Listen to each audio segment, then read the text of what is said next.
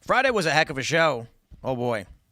Did I get in trouble from the things that Milo was saying about Candace and his, I'm sorry, not just Candace, but Charlie Kirk as well, and Benny Johnson. Jeez. Wow. And so we left the show that night thinking everything was, I don't know if normal is the right word, because it's hard to describe anything in the past year or a couple of years or even decade as normal, I guess. But, here we are. And the simple version of the story, which we'll get into in a little bit more detail, obviously, later on. But a vehicle was slowly approaching the property when it got... I got to keep some of the details vague just for security reasons, but one shot was fired. It then picks up speed. And then once it lines up at the studio, 2 more shots are fired. We don't know what it is, right? It's based on the threats that we'd already received, threats to shoot up the studio and to kill us. We're just operating under the presumption it's targeted. But all we really know is, be it an attempted intimidation or actually just a weak, I guess, what do we call it? Antifa, terrible aim, attempt to kill us. We don't know who did it or why. But the presumption is, again, we had received threats months ago, some of them more credible, threats to come and shoot up the studio. One thing that I've never talked about, but as of today I have, is we routinely get people pulling up to the property in the middle of the night and just sitting there, just literally idling their cars in front of our property. We have a security perimeter. We have a 6-foot-tall gate, and we've got armed guards, and they'll flicker lights at them, and the people will speed off. Our old property still gets harassed. People still show up. I've told the story. A year ago, a man in a dress showed up and physically attacked one of the residents.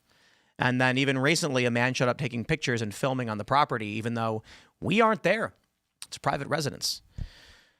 So things are getting a bit serious. And we got the crew here. We talked about it. We've got footage of what happened. And we also have this other story that, interestingly, and I don't know if interesting is the right word, but Benny Johnson posted that a man had been arrested for stalking him, Laura Loomer, Matt Walsh, Katzard, threatening to kill Matt Walsh and his family. And oh boy, as we enter a political year, things are just getting crazy. They're getting absolutely crazy. Charlie Kirk is dead. And this stuff is just getting worse. And I believe what the most terrifying thing about the political environment that we are in is that Turning Point USA, Charlie Kirk's organization, lost its founder, its leader, its greatest advocate, and somehow a section of our political population has turned Turning Point into the perpetrators of the crime they were victims of. It's psychotic. And here we are. That's how crazy things are getting. So, of course, we're going to talk about that and a lot more. I know this is a rather serious opening, and there are very serious implications as to how we continue doing this show. We talked about this back in October. We talked about this after Charlie was murdered, and we started receiving serious threats. And people started posting all across social media saying, kill Tim Pool and things of that nature. And, we had talked about how if we decide to make a move, isolate, shut down, whatever it is, it will feel premature.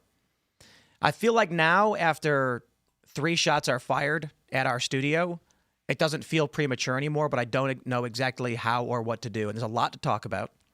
So we'll go over this. There's a lot of, I guess, just crazy shenanigans that are happening as, with the following last Friday's episode. So we'll talk about that. And in true nightmare dystopia fashion, we got a sponsor for you, Tax Network USA. Do you owe back taxes or haven't filed in years? Now it's time to resolve your tax matters. With a national conversation around abolishing the income tax system, the IRS is fighting back and proving it's here to stay by becoming more aggressive than ever before. They're sending out more collection notices, filing more tax liens, and collecting billions more than in recent years. If you owe the IRS, the IRS can take your wages, bank account, Social Security, retirement, and even your home. If you owe or haven't filed, it's not a question of if the IRS will act, it's when. Right now, Tax Network USA is offering a completely free IRS research and discovery call to show you exactly where you stand and what they can stop before it's too late. Their powerful programs and strategies can save you thousands or even eliminate your debt entirely if you want to. Don't make a serious mistake. Representing yourself or calling the IRS on your own, waiving your rights and can cost you more money. They are not on your side. Get protected the right way with Tax Network USA and start the process on settling your tax matters once and for all today. Call 1-800-958-1000 or click the link below for your free discovery call with Tax Network USA. Don't let the IRS be the first to act. And my friends, go to castbrew.com. We got pool water. 105 cases left. That's it. You want to get it? Now's your chance. I'm drinking pool water right now, in fact. Look at this. Crisp, delishing pool water. Refreshing. What did I say? Depressing? Defreshing. Quite defreshing. So, my friends, smash that like button. Share the show with everyone, you know. It's been taxing. It has been. Joining us tonight to talk about this and so much more, we have Gary the Numbers Guy. How are we doing today, brother? Not well. I see. Well, I mean, Milo just left, so makes sense. You know, Milo stresses me out, but I do enjoy his company. You sure those shots weren't fired at Milo? Oh, Milo wasn't here. Okay. Yeah, he wasn't here. We had left for the night. We had wrapped the show up, Bill. Who are you? What do you do? I do numerology and astrology. Basically, before I came along, most people who did this line of work were either women or homosexual men. And I kind of changed that a little bit when it comes down. Only a little bit. So you are somewhat gay. No. I'm definitely been married for 21 years, got kids. Okay. We don't do that Milo stuff here. But when it comes down to it, what you have to understand is I believe this is a virtual reality we live in. And I believe numerology and astrology are the cheat codes. And as this show goes on, I'll try to express my thoughts to your audience. It is fun stuff, you know, to be completely honest. It is fun stuff. So it should be fun. Thanks for hanging out. Shane is hanging out. What's up? Shane, host of Inverted World Live. I just wanted to share this really quick. For God has not given us a spirit of fear, but of power and love and a sound mind. That's from 2 Timothy 1:7. Elaad. Wow, Shane, that was powerful. Thanks for saying that. Good evening, everybody. I am Elaad Eliyahu, the White House correspondent here at Timcast. I'm not going to Phil yet because we have Ian in the studio with us as well. What up? Hi, everybody. And Shane, nice one. Bravery is the name of the game, my man. That's it. Gary, great stuff, dude. And I think you're probably right about astrology. You know, if radiation is refracting through our bodies and through planets and stuff, it could easily be imprinting on us and creating, you know, fractals of ways of behavior. That's right, Milo. I said fractals. Phil Labonte's in the house. I love you, Ian. Hello, everybody. My name is Phil Labonte. I'm the lead singer of the heavy metal band All That Remains. I'm an anti-communist and a counter-revolutionary. Let's get into it. Well, we're just going to start with the, what happened over the weekend. And I talked about it a bit this morning. I'm interested to hear what the crew thinks. But, back in October, I was in Phoenix. I went to Turning Point to do the show with the Turning Point crew and the Charlie Kirk Show crew. We had received a threat that I don't know if we described at the time in detail because we often refrain from exposing some of the finer details because it will make your security worse. It will increase the threat and the risk. And the threat was to come and shoot up the place. We were in contact with the FBI. Look, like Cash and Dan have been on the show. Okay, I know these guys, right? And we got in touch directly with some great people at the FBI who said that they were working on this, and they were in touch with our crew. And they believed that it was credible because it fit a pattern of other shootings based on the information that was conveyed in it. And so I believe they're currently tracking that down. I believe it's I don't know what the deal is going on with it, but I think it's an open case maybe. And it's not the only one we've received. We've received a lot of veiled threats and general death threats. And then Saturday between midnight and 1 a.m., a vehicle slowly approaching the property, opens fire. Then it drives past our driveway to where our studio is. 2 more shots are fired. And, the first thing everybody did was just, try to rationalize. So the first thing that happens is our security guards report shots fired. And, it's a crazy thing to hear. And we were out. We had left the show. We were going to hang out, right? We go do our stuff. We get drinks or play poker or something like that. And so I head back, and I'm like, what's going on? What happened? And then like some car was lurking around, and it fired a shot or something like that.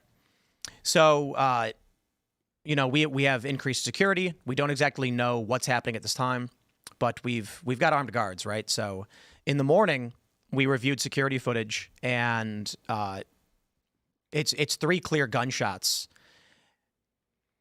We don't know why, right? We could ignore everything and just say, hey, you know what? Sometimes out in the country, people Yosemite Sam, you know what I mean? They take their guns and they go, pow, pow, pow. But that's never happened before, and we've been here for 4 years. And considering the threats, considering the political climate we're in, we can look at it a bunch of different ways. I think it was targeted. I think based on the threats that we had received, I think, and escalated quite a bit in recent history in the past couple of weeks, that it was, my thoughts are intimidation. This is, it's like that old story where they said, a guy hears a gunshot in his neighborhood and he runs out into his backyard and he sees an old man firing a gun into the ground. And he's like, what are you doing? And he's like, keeping the property taxes down. So the idea is just the shot itself can disrupt an area. It can cause serious problems with, it can cause problems with our guests. So what would this be? If I'm going to do the math, and it's just like a random country shooting for no reason right in front of our studio makes no sense. Intimidation makes the most sense. It's not, I wouldn't call it impossible, but I'll try to be vague on security, but it's difficult to come here with weapons because we have a security perimeter. We have armed guards. So intimidation seems to make the most sense. And I think that's what the attempt was. Yeah. And so, here we are. This is the climate we are in. There's no amount of security that can protect you from drive-by shootings. There's no amount of security. So we can have people here and, they can report our bullet-ridden corpses should something truly dark happen. But it's not like they're going to stop someone from pulling off more serious attacks. So we have to have a discussion, and we've had a discussion earlier today with the company about how we move forward. And, I'd argue that it looks bleak, but I don't think it's reflective of what we do here. I think it's reflective of the greater political climate as to why it looks bleak. I'll throw it to the crew. Just curious what you guys think about everything that's going on, and based on. I'm just curious. Do any liberals have these problems? No. Do any Democrats have these problems? No. Only the conservatives have problems. We've got people killed. We got people targeted. I mean, well, to be fair, Josh Shapiro's house was firebombed. I will also say Nancy Pelosi's home was raided by a guy with a hammer. With a hammer? I thought that was a lover of somebody. It's still violence. I don't know if it was a lover's quarrel, but overall, there is also it's violence. in California. There is violence. I'm sure AOC gets a ton of threats. Yeah, but I mean, you're not, to your point. I mean, you're right. But at the end of the day, like the actual attacks. I mean, whether it be the attempts on Donald Trump's life, what happened to Charlie Kirk, Steve Scalise a few years back, the shooting at the congressional baseball game, that was intended to target, Republicans. Generally, the attacks that lately have actually resulted in maimings and loss of life, they've all been attacks against Republicans, against conservatives. And whether or not you think it was actually politically motivated, was targeted, or if it was just people that knew that they don't like Tim Pool or the stuff that we do here, so they went to try to send a message, that doesn't matter, really. Because at the end of the day, the next one might actually be someone that's trying to get a person, whether or not they're targeting Tim or just anyone here. That's something that's a real tangible threat now. What's one of the first things you guys told me when I came here? No talk of political violence whatsoever. We need the leftists to start doing the same thing. Well, we said don't make threats. Yeah, don't make threats. Don't. But don't talk about violence. Well, obviously. But what I'm basically trying to tell you is the Democrats will never tell that to their followers. No, they'll never tell them slow down. Like when Charlie Kirk died, I was disgusted with all the people who were celebrating. They either celebrated or they said that's what Charlie gets for speaking these hateful things. Yeah, that's the price of being. What more could he have expected? I suppose. And it's something that even even people in Congress. Now, I think specifically when it comes to Charlie and the assassination of Charlie Kirk, people in positions of power, they generally had the right. They sent the right message. There weren't people in Congress. There weren't notable Democrats that were saying, "Oh, this is good." But the rank and file were celebrating, first of all. And then if you look back to the summer of love, the summer of riots in 2020, there were plenty of people in Congress egging on the rioters, saying things like, "We need to be out in the streets. We need more of it." You had Kamala Harris was shilling a website that was paying for the legal defense of these people. So to your point, absolutely, there needs to be Democrats that are actually standing up and saying this is something that we disavow, and they need to do it more often, because I think that the people on the ground, they hear a totally different message than the one that the major players are playing. I believe this is more of a symptom of the times than anything else. We live in an era of political assassinations. People feel as though they feel emboldened to take action into their own hands, and they feel as though they're justified in taking that action. It isn't only shots on the President Trump that we saw.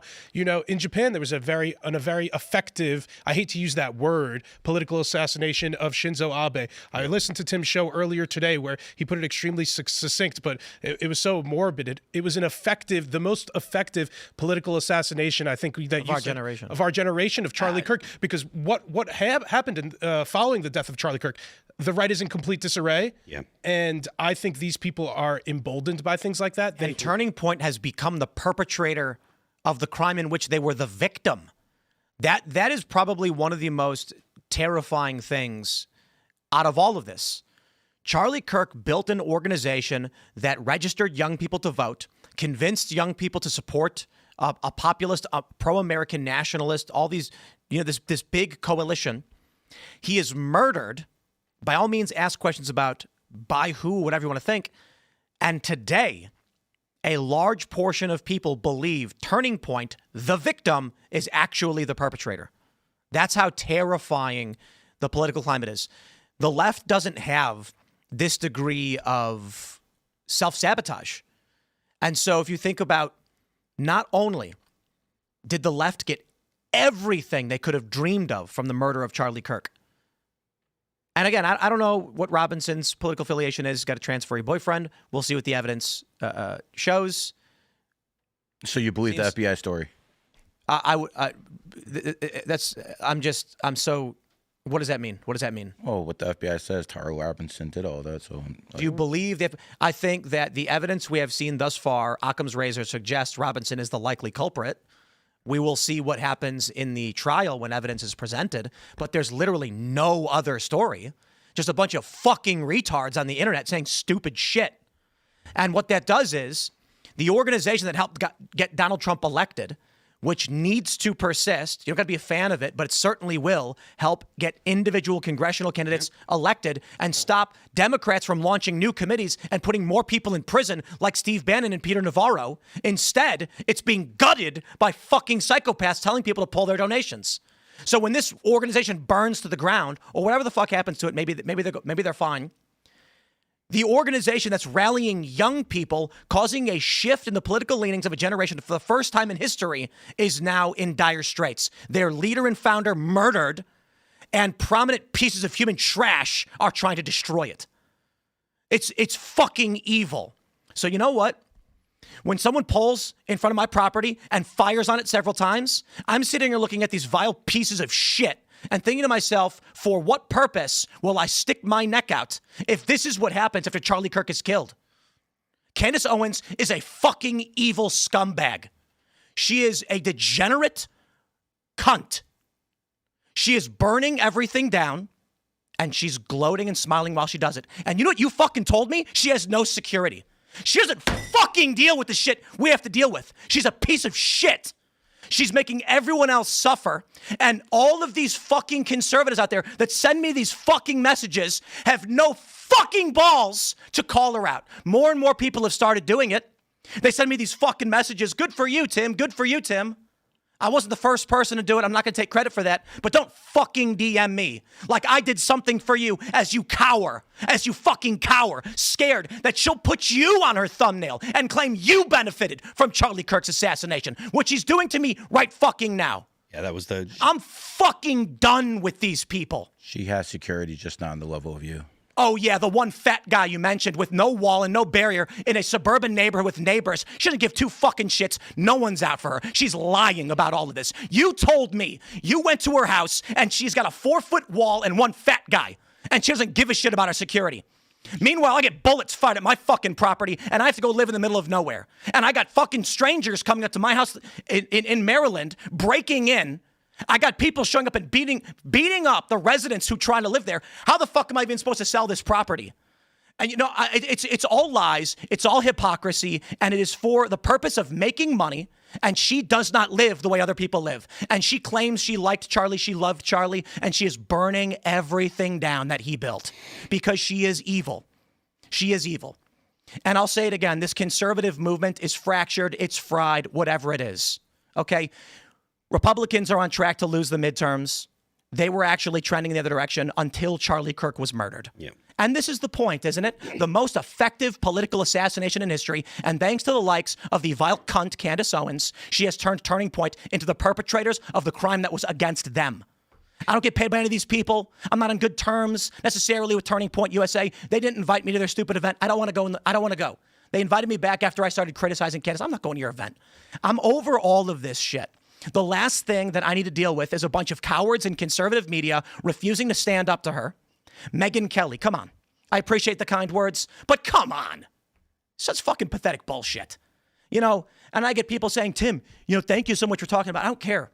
I'm not doing a favor for anybody. I'm not doing this to benefit anybody. Nobody's paying me. There's no fucking Russia. There's no fucking Israel. There's just me sticking my neck out and then risking dying for what? A bunch of cowards that don't want to stand up to protect themselves? People like fucking Candace Owens? I couldn't believe that she put you in the thumbnail What a fucking cunt. of her piece today. I'm done. The idea that she'd imply done. that you had some benefit or that you benefit somehow. She benefited. I think she's a Fed, and I think she killed Charlie. No one benefited more than her. And now she is, when you look at what's stopping us from winning in 2026 right now, what the biggest threat and the biggest fear we have is, it is the disarray on the right. It is the fracturing of the coalition of all the different voices that came together and stopped the neoliberal bullshit liberal economic order machine that was coming out and telling everybody to chop their dicks off and that you had to get fucking injected or get locked in your house. And here we have a coalition resisting and rejecting that. Charlie Kirk dies, and he's not perfect. He loved Israel. Some people don't like that, but he certainly did organize a movement that brought people together, that helped get Trump elected, helped Republicans win, and resisted what the Democratic Party had been doing and these psychopath institutions. I don't want to go back to COVID. Does everybody remember what that was like? When you were locked in your home, you had to wear 2 masks, and you couldn't go anywhere unless they stuck you in the arm. And the only resistance we had was these feckless loser Republicans who've got nothing done over the past year. And now Charlie Kirk was murdered. And we say, holy crap, what do we do? How do we keep things together? And Candace, with a smile on her face, and Ian Carroll and all the rest of them say, Turning Point did it to themselves. They destroyed themselves. Pull your donations because they work for Israel. Even Nick Fuentes calling it out, saying this is psychotic. So when we lose in the midterms and the Democrats bring back their panels and their subpoenas and they start arresting people like they had already done in the past 4 years, and then we get whatever the equivalent of lockdowns is going to be, and you get President Gavin Newsom, you can mark it all back to this moment when you had evil stand, scream, and cowards refuse to do anything. Well, with all due respect, always every single president loses in midterms. And guess what? Every single one. The prediction markets showed that it was near 50-50 based on the political swing that we had seen. Gen Z, the first generation in 100 years to tick slightly rightward in some areas, not all, but some. And this was a big moment because while they were very similar to millennials, they were slightly more conservative in some areas.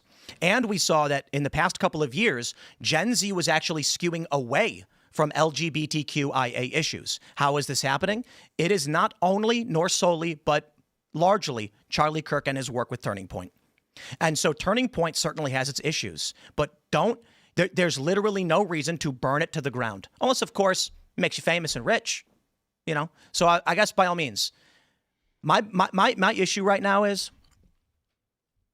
people are shooting at you. That's obviously your certainly 100%. But we lost Charlie Kirk. You're thinking about, taking off in the sunset. Who we got left? So Charlie's gone. Candace Owens. Congratulations. Okay, yeah. We got Candace Owens too. Good. So you can spin around with your dick in your hand while you sound like a retard to the average person, and then Democrats win. I mean, but you're taking off. Yeah, you know why? because people are not. When I get private texts and messages saying like, "Oh yeah, I agree with you, but I would never dare say anything," I'm like, I'm not doing this. You know, my whole life, I have had a disdain for those who demand others work for them. Now, I hold on for a minute. Like, I understand we all work for each other. I'm saying, I remember when I was younger, I was like, we're in Chicago, I skateboard, but there's nowhere to skate in the winter. So what do we do? What do we do? Well, holy crap, I figured something out. If 10 of my friends come together and put $100 down every month, we can actually rent a warehouse. And you know what they all said? You do it and then let me know and I'll think about it. Yep. And that's the world, and that's what people do. So when people message me saying I wouldn't dare speak up against Candace, I'm just like, oh, fuck off, dude. Coward. But to the people that have started speaking out, calling her out, you know, good. But it doesn't matter. It doesn't really matter in the end. It doesn't really matter in the end. She can say whatever she wants. She can do whatever wackaloon shows she wants. The fact that she put me on her thumbnail today, titled "Who Benefited from Charlie Kirk's Death," whether she's retarded, I don't think she is, or doing it intentionally, it doesn't matter. The message is clear. You speak up against her, and she will sick people on you. Is that the purpose? That was the I called her out. Absolutely, that was the point. The reason she put you on the thumbnail was because you had the audacity to call her out. It was and no one else would, and people don't, and so many people don't. Like when Ben Shapiro was on with Megyn Kelly, and Megyn Kelly deferred and then said, well, I don't know, well, and demurred, and then later came out and said, Candace never said that. It's like, you know what, man? She can say every which way a million times, but never directly say it for plausible deniability. Yep. As if we're retarded.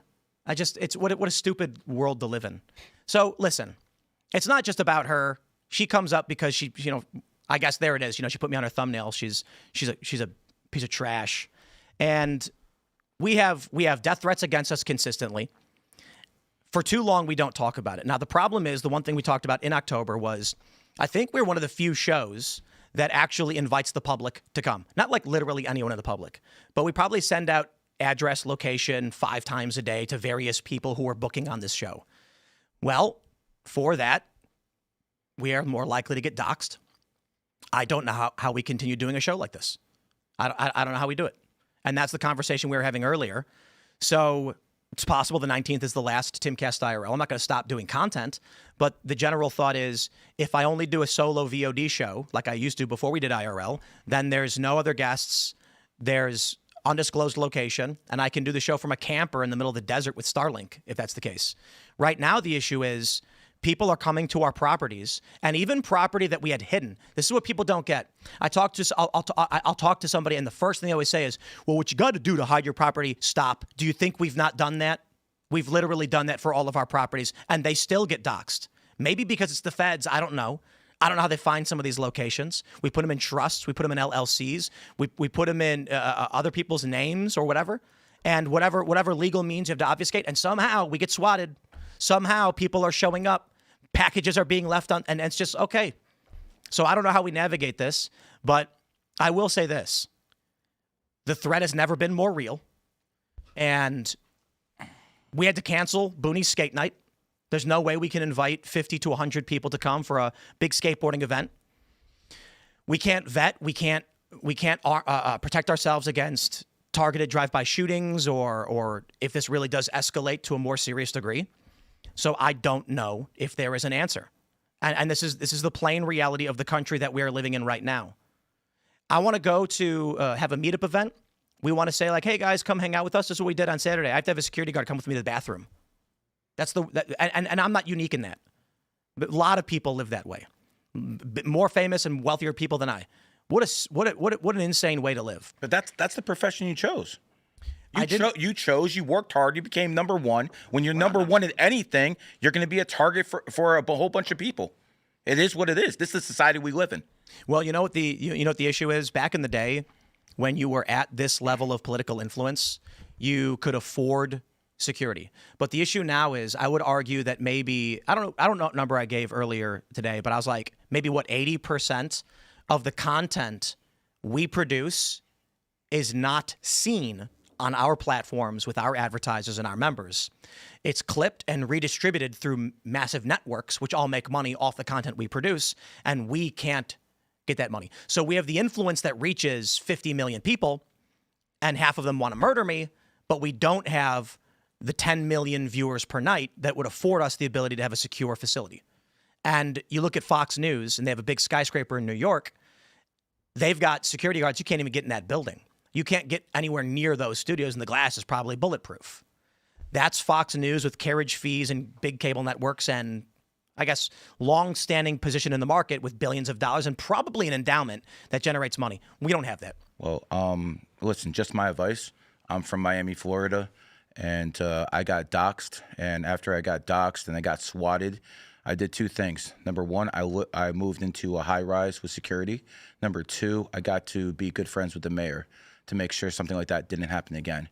There are options. There are options. Obviously, you're at a whole different level. But listen, if you get a penthouse in some place in Miami or they say Sunny Isles or someplace in Florida where you have real top-notch security, like the Porsche Tower in Sunny Isles, you cannot get in that building. It's literally the FBI guarding that building. That's a good point. So if I were you, you work too freaking hard to build what you got to give up. Change locations, adapt or die. Again, you adapt in this world or you die. And what I'm basically trying to tell you is move to a better location and do this 10 times harder. The people who fucking did this to you say, fuck you. I'm sorry. So you deserve it because I went off too. You know what I mean? We're having fun, right? Let me pull this up from Benny Johnson, and it's not just about me. Benny Johnson tweets, "This man showed up at my home where my wife and children live. He was ranting about me and went door to door in my neighborhood trying to find me, terrifying my neighbors. We believe he was armed and fled before the cops arrived. He then explicitly and publicly threatened the lives of Matt Walsh and his wife and children. He recently showed up at Cat Turd's home ranting and raving about me and Matt Walsh and Laura Loomer. Thank you to the FBI and DOJ for investigating these threats and swiftly arresting stalker Andrew Iyer. He was clearly spiraling in a very dangerous way. I don't like to speak publicly about this kind of stuff because it involves my family and their security. I'm sick over it. But I have an obligation to amplify this case as if it is one of multiple ongoing criminal prosecutions for threats against my family. Over the past year, I've watched my president get shot in the head and my friend get assassinated. Things are spiraling wildly out of control. There are real-world consequences for psychotic rhetoric and lies amplified online enough. If you are threatening my family, expect me to fight back with full force. There is nothing I wouldn't do to protect my family. I would gladly die for them. This is good versus evil, darkness versus light. The battle is spiritual. With Christ, we will win." And this man was arrested for, you can see here, threatening Matt Walsh's family, stalking Laura Loomer. Loomer believes that she was the next target, trying to track down Benny Johnson. And this is in Tampa, Florida, of all places, you know. I think next year is going to get substantially worse. And we do have to adapt. We do have to change what we're doing here. And so right now, I don't know how we do it quickly is the issue. We have 1 week left in this studio for the year, and then we're doing a week in Vegas, which is very secure. And I'm very confident about that because it ain't just our security we're going to have. There's a lot of security that we've been working with. And then the 19th, we go on the Christmas hiatus. It's pretty long this year because I think Christmas is a Wednesday. Yep. And then New Year's is a Wednesday too. So there's literally no way around it. When we come back on the 5th, we will be in Florida. And Beautiful state. Beautiful state. And we will be doing the show down there as we attempt to figure out how we navigate this. And, you know, the mistake I think we all make, is we should have done this 3 months ago. The moment they killed Charlie, we should have immediately had an emergency meeting and said, we're changing how we do everything. It should not have come down to a shooting to make us start freaking out and being like, okay, now we're on, you know, highest alert. So it's not just here. This Benny Johnson posted this the same day we posted about the shooting. And I do believe the arrest was actually made. I believe it was mid-November. So they were sitting on this probably. They didn't want to say anything for security reasons. The more we talk about it, the more we potentially put at risk our current situation. So, you know, with one week left here, we just ramped up security to a greater degree. And then we're like, we're going to Vegas. We're on hiatus. We're not coming back. I don't know how we do it. You make a great point. Penthouse, it's a really good idea. If you want, I'll introduce you to the mayor of Sunny Isles. That's probably the most prestigious city in Miami. That's where I live, a suburb. I can get you to the people in the Porsche Tower. Billionaires live there. Go visit them all the time. Be more than happy to give you some introductions. Listen, bro. I don't know that we have that money. I don't know you well enough. I just met you, but you work too damn hard to get where you are. To quit because some fucking cowards took some shots at you, bro. You work too damn hard to get in the position to just quit, my friend. And again, I don't know you. But it's not just quitting. I mean, you're letting them win. You're letting them win. No, the idea is, the way I look at it, it's like, I could be wrong. I don't track every single show, but while there's a lot of shows with guests, we do, like, the function of this show is an in-person sit-down every day. And, you know, a couple of years ago, it's really funny, one prominent leftist we invited on cased our property before knocking on the door. Yeah. I'm not going to say what it was. They showed up quietly, got out of their car, and then walked all the way around the perimeter, checking for something, I don't know, and then came to the door and knocked. And we were like, oh, hey, what's going on? And then our security was like, he was stalking the property. He was we don't know if he was filming or what was he doing? And we were like, that's weird. That's how crazy things have gotten. So the idea right now is we can't do a show that invites people out every single day. We can't do it. We like, you know, look, I get it. The boonies, maybe it was stupid to even consider having skate events. There was a lot of hype and everyone was really excited for it. We canceled it. We can't do it. And so now the idea is any kind of public location that's a studio has to be in some kind of compound with guards, and it can't just be us. Like, the way this works is if there's like 15 companies in one corporate complex, like you were mentioning, like a skyscraper, a penthouse or something like that, or I was mentioning Fox News, you're mentioning penthouses, a structure that has distributed resources for prominent security, making it very difficult to reach those levels. A penthouse is actually a really great idea. You need 4 levels of security. First level of security, when someone goes into the building, they check in, they have to give their ID to get in the building. They get the gate open. Second level security, they have to get in the front desk. They have to call you. There's no numbers on the elevator. Right. They have to push you up themselves. And that's the third level of security. You have the people up there. So you literally have 3 levels of security someone has to get through. And they're not, listen, I get death threats all the time too. Probably not at any level you do, but I'm pretty prominent in my space. And they don't like me because most of the people in my space are liberals and leftists, and I'm the only right-winger in there who gets any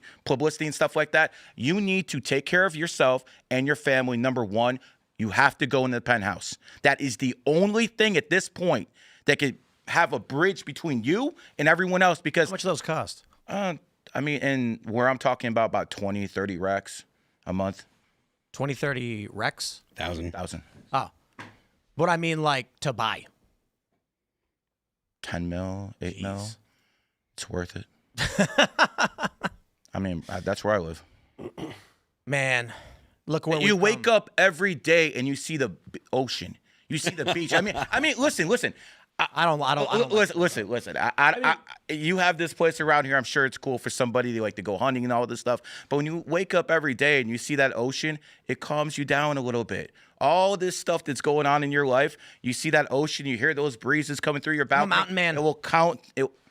Nah, I'm not a water guy, brother. Have you noticed the hat that I wear? I'm not a Florida kind of guy. You know. I'm a mountain guy. I like the mountains. Well, go on vacation back here. But But you make a good point. This is true. There's no other place you can have penthouses with that level of security unless you're in Miami, or you don't want to go to homosexual LA and stuff like that. So that's all you have is LA. Don't want to go to. You need LA. an office in Fox News's building in Manhattan. Elaad was like, "Have you considered selling to Fox News?" Like, Stop! You had to make that public. It just made the price go up. No, I mean, I know they have very secure facilities in Washington, D.C. and in New York City. We're a small company here. The security costs are, there's a huge barrier to entry. But, like, again, we're in this political climate of danger. People are threatening one another. Also, one of the reasons Marjorie Taylor Greene allegedly resigned was because of the death threats of violence against her. There was that dude in Maine who resigned. Yeah. The Democrat guy. I'm sorry, he's announced his retirement. I don't know if he's actually resigned just yet, but yeah, Marjorie Taylor Greene saying it's getting crazy. Behind the scenes, it's not my place to speak for anybody, there are a lot of people in independent media, right-leaning media, that are talking about quitting or going into hiding. I think this is publicly known. Like Tucker moved to the middle of nowhere. Yeah. Everybody knew that a long time because he lived in. He's buying a house in Qatar. Or he's Did he really? Yeah, yesterday I think. He's leaving the country. He didn't say he was leaving, but he said he was going to purchase property in Qatar. You know, I've been looking at El Salvador. I hear it's great. Yeah. I think Coin Beach, baby. Nah, I'm not. I think You they'd go like to out- have you- you in Israel. You can get a lot of security there for cheap. I hear Elaad can sponsor you. I think we could get you a visa. Yeah. Yeah. Look, I mean, whatever steps that you need to take to guarantee security, obviously that's, primary. You got wife and kid, and Let me. I'm sorry.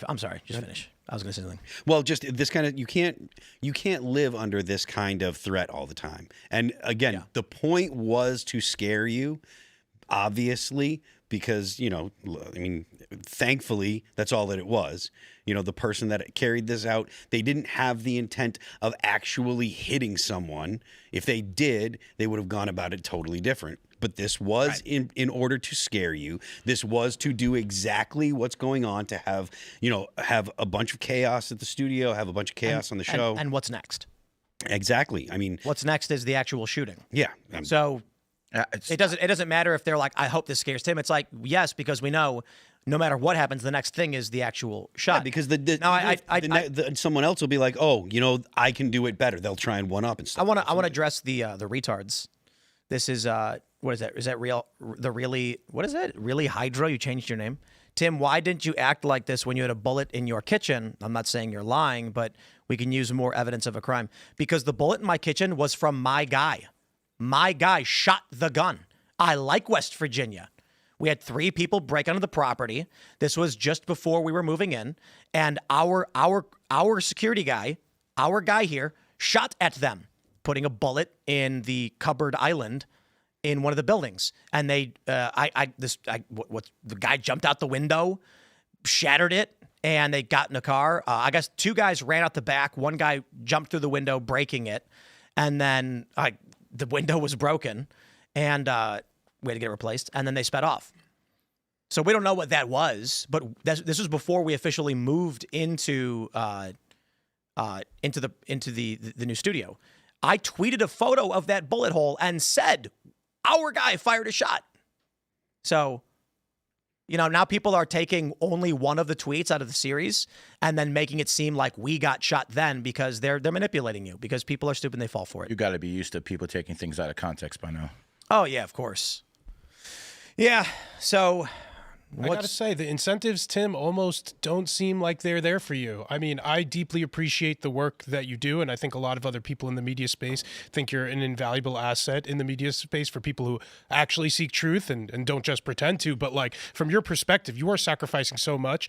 You have a wife and daughter, and I don't think it's breaking news to anybody that they're probably scared shitless as well. And there are serious threats to your life. This isn't the first time that you've been swatted or there's been an attack against you, and you have every position and right to just say, F it. I'm a multi-millionaire. I don't need to work another day in my life. I have 100 vans and I have 100 beaches that I could go drive by to. And Tim, you literally don't have to do this at all. And it kind of begs the question: what continues to motivate you? Because you're still. The day you quit is the day that Elaad starts Elaadcast IRL. Is that what's? Well, actually, I'm now going to announce that Elaad will be taking the show over. Damn, that was going to be Candace Owens' assumption and conspiracy the whole time. If anything ever happens to you, I don't mean to make this about myself, but Why don't you I think we know who's getting some of the blame. Why don't you hit up Israel and see how much they're willing to put down and be like, hey, yo, Israel, I could do this show, just got to pay up, and Tim will exit. You know what I mean? I'm surprised that Candace hasn't accused you of taking money from Israel already. Actually, I think she might have, but I don't know. If you had a show, If it was anyone else who called her out, she'd be putting their face on her thumbnails. Yeah. It's like that's the point. Everyone's terrified of her. Granted, more people have started coming out and calling her out, which I'm glad they are. But I I think people understand that is actually, Tim, the future of the Republican Party. People like Candace Owens, people like Tucker Carlson, who again make excuses for people like Candace Owens. And then I think people like Megyn Kelly too, who probably know better, but are going to shut their mouth because they're scared of getting the wrath of Candace Owens put on them. They're cowards. People like Megyn Kelly, I've watched do literal news, legitimate news for a long time. She should know better. She's more concerned about audience capture. She's more worried about people watching her show and not getting on the bad side of Candace Owens. And it's pathetic, frankly. And there's a lot of people like that in the media space who do know better, but are just scared. There are scary people out there. There are very scary personalities. Milo is a scary guy. Milo knows what you did. I'm not joking. There are a lot of people out there, and I'm actually surprised. And I've talked about this. I think Milo literally talked about this. A lot of people canceled him, and I think he was talking about this. I think he talked about it on the show when he was working with EA. He was like, "There's a lot of people that destroyed his career, and he, behind the scenes, with nothing else to do, dug up dirt on everybody." And there are scary people. He's like Rorschach. So, I think he's fucking disgusting. He's not driven by truth. He's driven by personal vendettas. And he's like, frankly, he's no asset to the right-wing movement. He's all about just himself. His values are disgusting. He's a disgusting person. He has no issue to lie, steal, and cheat to help himself. If we're dealing with people like that solely in the movement, I think we deserve to lose. I consider Milo the Roger Stone of the influencer world. What does that mean? He's a fixer. Elaborate.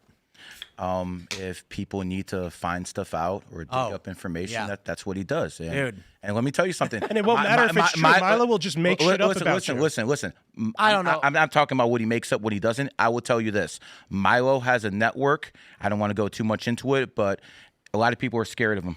I'll just say that. Yeah, because he's a charlatan. There are many charlatans on the right. There's a handful. No. There's Ian Carroll. There's Milo Yiannopoulos. There's Candace Owens. All of these are charlatans who are willing and happy to lie to you to advance whatever cause they think they're advancing. Whatever they think is right. I wouldn't describe Milo that way. I think he's very Machiavellian. He's willing to lie, cheat, and steal. Charlatan's a different word. Yeah. So if you want to say that Milo is cunning and subversive and Machiavellian and untrustworthy. The way I describe trustworthy for a lot of people in politics is, it's you can trust the scorpion to sting the frog, right? So you could trust that Milo will lie to you, yes, and manipulate you. I give Milo an 80-20, whereas a lot of people just get a straight, if they're a straight shooter, they're a straight shooter. What I basically mean by that is there's a degree to which I don't necessarily trust Milo. I don't. But I largely do. I don't think he acts appropriately, however, and I don't think he's right about everything. And I do believe that he's very, very good at is subversive the right word? He's willing to slander whoever because of his past grievances. I believe didn't he call Charlie Kirk gay just because he thought that Kirk gatekept him out of the movement? Like he's willing to say whatever about Erica Kirk. He's willing to back up whatever Candace Owens says now, only because he has this personal vendetta from the past. He doesn't care about burning it down. He cares about his feelings. Put it like this. I find that to be a very, very plausible explanation for his views, as George Santos even pointed out, that Milo was slandering people involved with Turning Point, largely siding with Candace because he is personally, I guess, offended by what Charlie Kirk said about him, so he's biased. So, yeah. Some of the stuff he said here on Friday was true. I'm not going to elaborate what, but some of it does it matter if I don't want to elaborate what. Does it matter if the other half of what he said isn't true though? I mean, listen, it's just like the government. You got to read between the lines. They ain't going to tell you the truth. Got to read between the lines. You know what? I think that's some bullshit, though, because I don't try to deceive people. Like, I may have politics that I believe in, but I'm not willing to lie, cheat, steal, and manipulate to try to advance those causes. Maybe I'm not Machiavellian enough. Maybe that's why I don't have 150,000 live viewers like Candace Owens does. Maybe that's what you need to do in the space. Maybe politics is just as dirty as everybody makes it out to be. It is. Maybe you need to imply that people are involved in things that they aren't involved in to gain a following. Maybe it's okay to, risk putting other people at violence's risk to, advance your narrative. It's crazy. Who stands to gain from Charlie Kirk being killed? Well, it seems as though Candace Owens has benefited the most off of Charlie Kirk's death. Not Tim Pool, not Andrew Colvett, not Erica Kirk, not J.D. Vance. It seems Candace Owens really benefited the most out of this. But just because... And it seems fascinating, that we're not really looking into this, right? Because, just from presumptive reasoning, she stood to gain, right? Look at all this circumstantial evidence, man. She's benefiting so much off this. She had to be involved. Lawyers that work in a federal building. She gets ousted from Turning Point. She immediately seeks to burn Turning Point down. I would argue that I don't play the games that she does, but following the assassination of Charlie Kirk, she had every reason to destroy Turning Point USA. And I don't think she's actually trying to investigate Charlie's death. I think she's saying, now's my opportunity that Charlie's gone to burn down TP USA. Maybe so. But listen, when Charlie died, and again, that was a tragic event, I think they took out what is possibly a future American president. Yeah. And I think he would have been a future American president in the future. So they took a future American president from us. But when he died, you had two people going after his audience, Candace Owens and Nick Fuentes. Nick even moved a little bit more to started becoming a little bit more moderate to get that audience. So just because Candace won that battle and took more of Charlie Kirk's audience than Nick Fuentes did, doesn't necessarily mean that. Dude, I agree. I'm being facetious when I make that argument. No, I agree with you wholeheartedly. I'm making that argument because I'm mocking Candace Owens, because that's how she makes her arguments, only based off circumstantial evidence. So I agree with you. I'm mocking her. I got you. Tim, I did want to ask though. Candace Owens did put a thumbnail up. It says the $1 billion question on it, and it says who stood to benefit from Charlie Kirk's assassination. It's you're put on there, and then FBI and Cash Patel. What do you think she's trying to achieve by having you on her thumbnail with the quote, who stood to benefit? Doesn't matter what I think she wants to achieve. What will the outcome be? What do you think? I think that Candace Owens is born in 1989, the year of the snake, and 2025 is the year of the snake, and I think that's why she's number one right now. Because she's a snake? So anyway, not a hold on. numerologist. The question I asked was, he said, why do I think that she put me on her thumbnail today with a title of the $1 billion question, who stands to gain? It's Cash Patel, and it's me. I said, her intention doesn't matter. The outcome of the action does. And what do you think the outcome will be of her putting me and Cash on this thumbnail? To get a response out of you. Just that's it? I mean, listen, you're a titan. You're a titan in this industry, and she's getting there too. So you guys talking about each other is going to get... She's always been bigger than me, dude. I don't... Dude, she's implying that Tim Pool had something to do with this. Yeah. That's what her she's channel's more implying. than double mine. I mean, if you count all your channels together, it's a little different. Oh, yeah, but come on, those are overlapping subscribers. She's always had a bigger show. She's always gotten... She had 150,000 live viewers today. Popular. I think it's very clear what she was trying to do here. She was trying to imply that Tim had something to do with this because circumstantially... But hold on. he's stood to gain. Okay, but this doesn't matter. The question is, what will the outcome of that be? She's trying to rile up her audience. People will be mad at you. They'll be pointing the finger and saying, Candace thinks that it was Tim, and so we should hate Tim Pool. And then what does that result in? Violence towards Tim Pool. That is her goal. That's what I believe her goal here is with this thumbnail. Yes. Wholeheartedly. Will the outcome of her making that be the case? I think she has a large audience of complete fucking retards. So, of hundreds of thousands of complete fucking retards. Millions of retards. Well, that's democracy, baby. I don't know. It's a scary thought. Yeah. And I don't think that she is the future of the Republican Party. It is interesting. Is it true that Tucker's buying a house in Doha? Doha?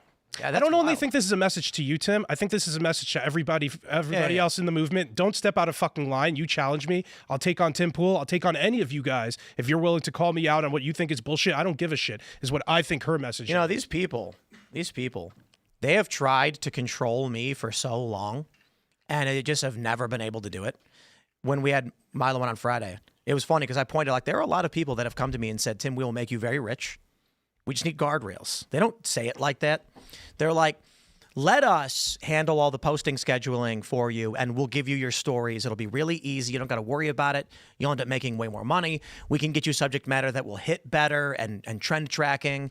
And then I said, I have this really funny story where I said, what if I want to do... I don't want to conflate these stories and imply one person said something when they didn't say something, so I'll clarify.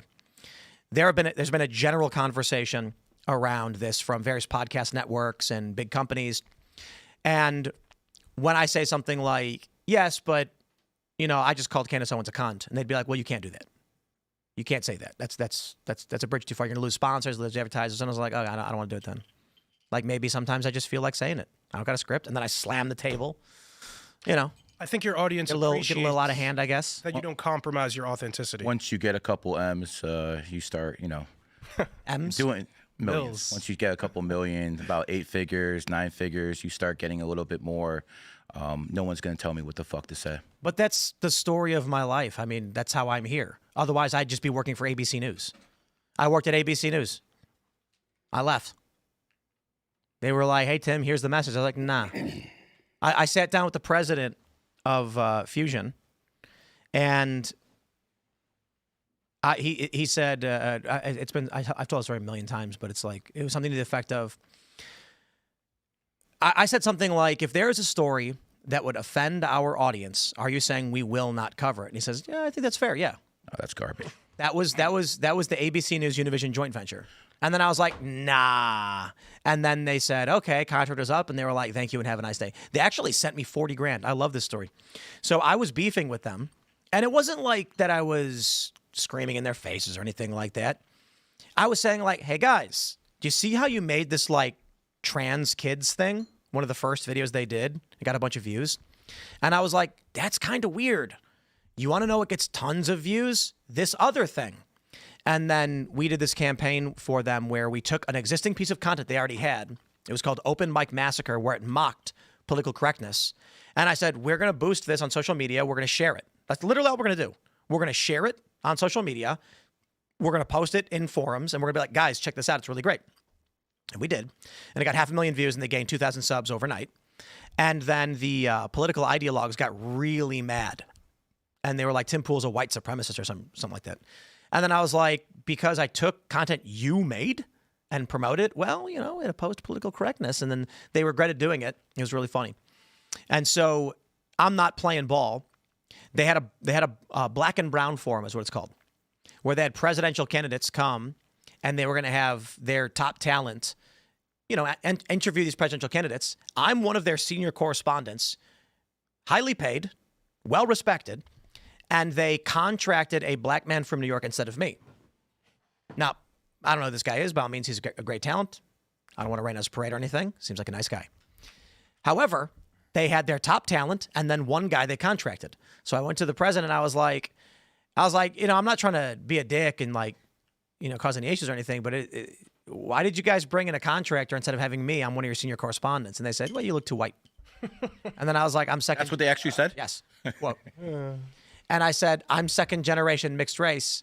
And he goes, come on, man. And then I was like, whatever, bro. So we were beefing quite a bit. And then I remember I got a phone call. I got an email and they were like, Tim, we need to talk with you. And this was, I think it was, what was it? A 2-year contract. They wanted a 3-year one. It's a 2-year contract. And I should have done the 3-year because then they would have paid me out when they went defunct. I would have got a lot more money. So it was like a year and a quarter, maybe a year and a half. I get this email, and so I get a phone call thinking like, oh, they're gonna ask to like close out my contract. I bet, I swear. And this guy calls me, and he's just like, so I know that there's been issues, and we've been trying to work through them, and I respect your position on these things. And I'm thinking, here we go. And he goes, so I just wanted to let you know that things have been going pretty good, and we have a bonus for you. It's $40,000. You'll see it in your bank account probably in a couple days. We don't want you to be alarmed. So thank you for the hard work. And I was like, what? Okay. And a bonus. The company wasn't even making money. And then sure enough, I checked my account, 40. It was like after taxes, like 27 or something. I'm like, they just gave me $20,000. I think that was them being like, come on, Tim, the money's good. And then, I didn't do anything. So come August, they were just like, I got the phone call again, and they're like, we're calling to let you know that we will not be renewing your contract. We appreciate everything. Thank you and have a nice day. And I says, likewise. Click. After they gave you a bonus, they let you go? Like 4 months later or something. Change in management? No, I think the money was fall in line and it'll be good. And when they gave me the money and I still didn't, I'm not doing it. I'm not making the weird woke garbage. Like one of the things I talked about at that company is when the Ghost in the Shell movie came out, they were having an editorial meeting and they were like, This is whitewashing. They're having Scarlett Johansson play a Japanese woman. That's racist. And I said, yeah, maybe it is weird to choose Scarlett Johansson. However, I'm a big Ghost in the Shell fan, and one of the themes of the show is how you can change your body, like prosthetic bodies.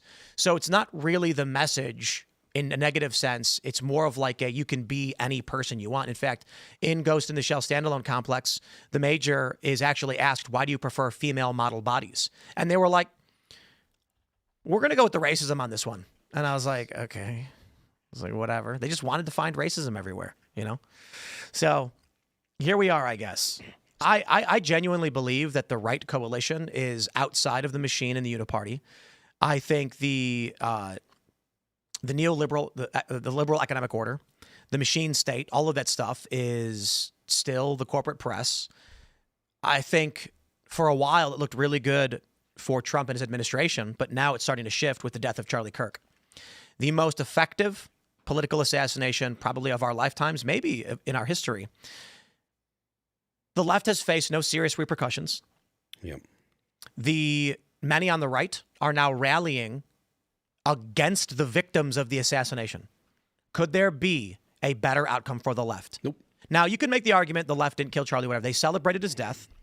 AOC went on the House floor and said he was a bad person no one should celebrate. And instead of saying, guys, we have a political violence problem and it's coming from the left, the conversation on the right, half of it at least, is Turning Point is the murderer. Like, what? They're the victims. Their organization is the victim in this. So I look at what's going on and it screams op. That so many people are coming out and claiming that Turning Point are the perpetrators of the crime against themselves. Well, if your goal was to destroy the right coalition, you'd take out Charlie Kirk and you destroy his organization. So I look at it like this. I don't care about the intent. That's a meaningless question. I can't read minds. The question is, what is the outcome? So you can complain that someone intends to do something and call them evil. Fine, that was always allowed too.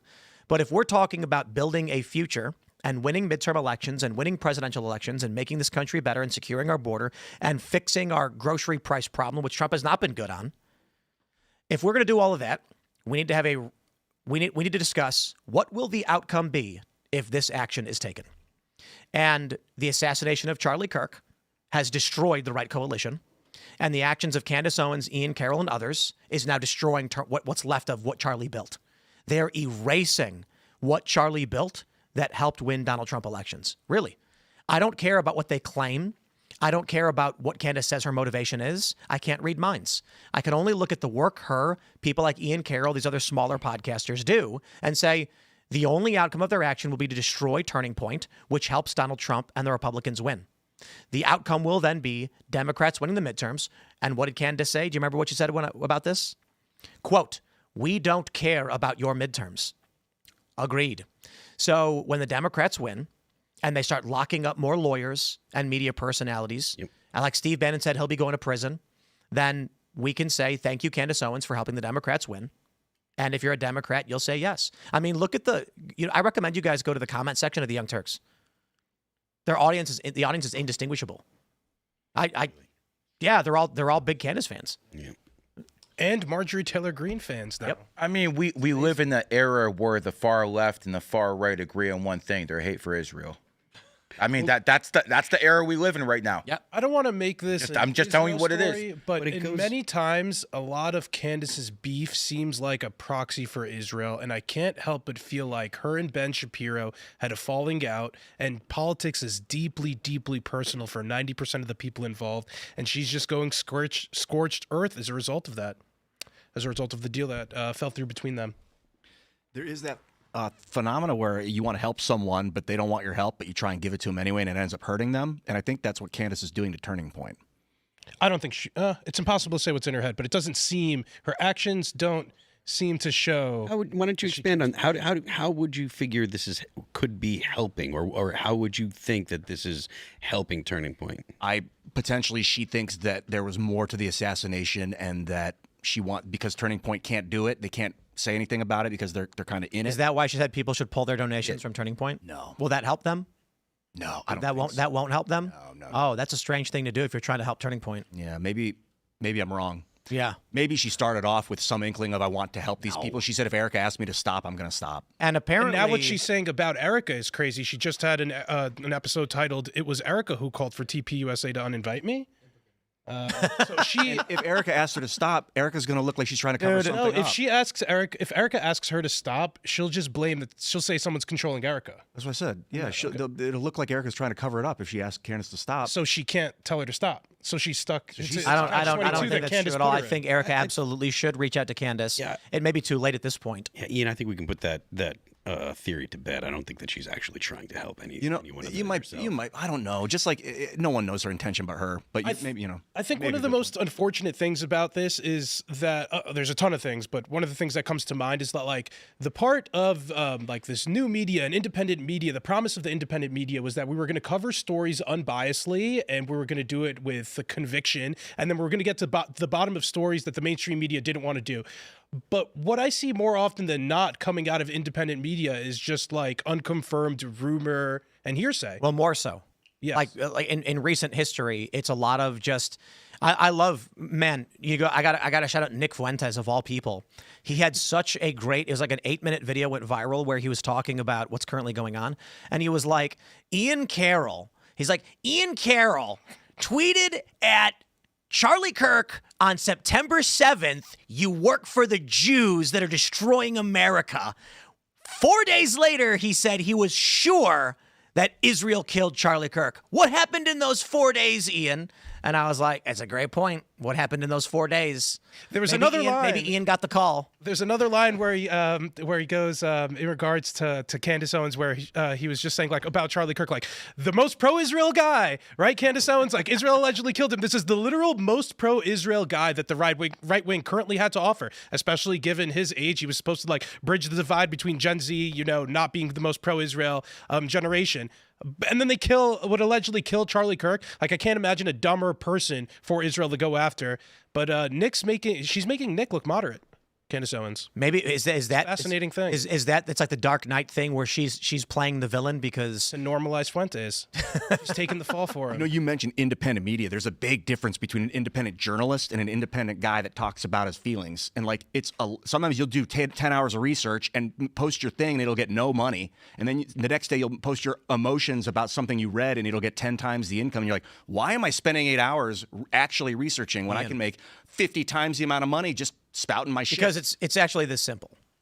I was we talked about this a couple weeks ago. The reading comprehension of the American population is around like 7th grade, and that means if you're using obscure words, the average person can't understand what you're saying.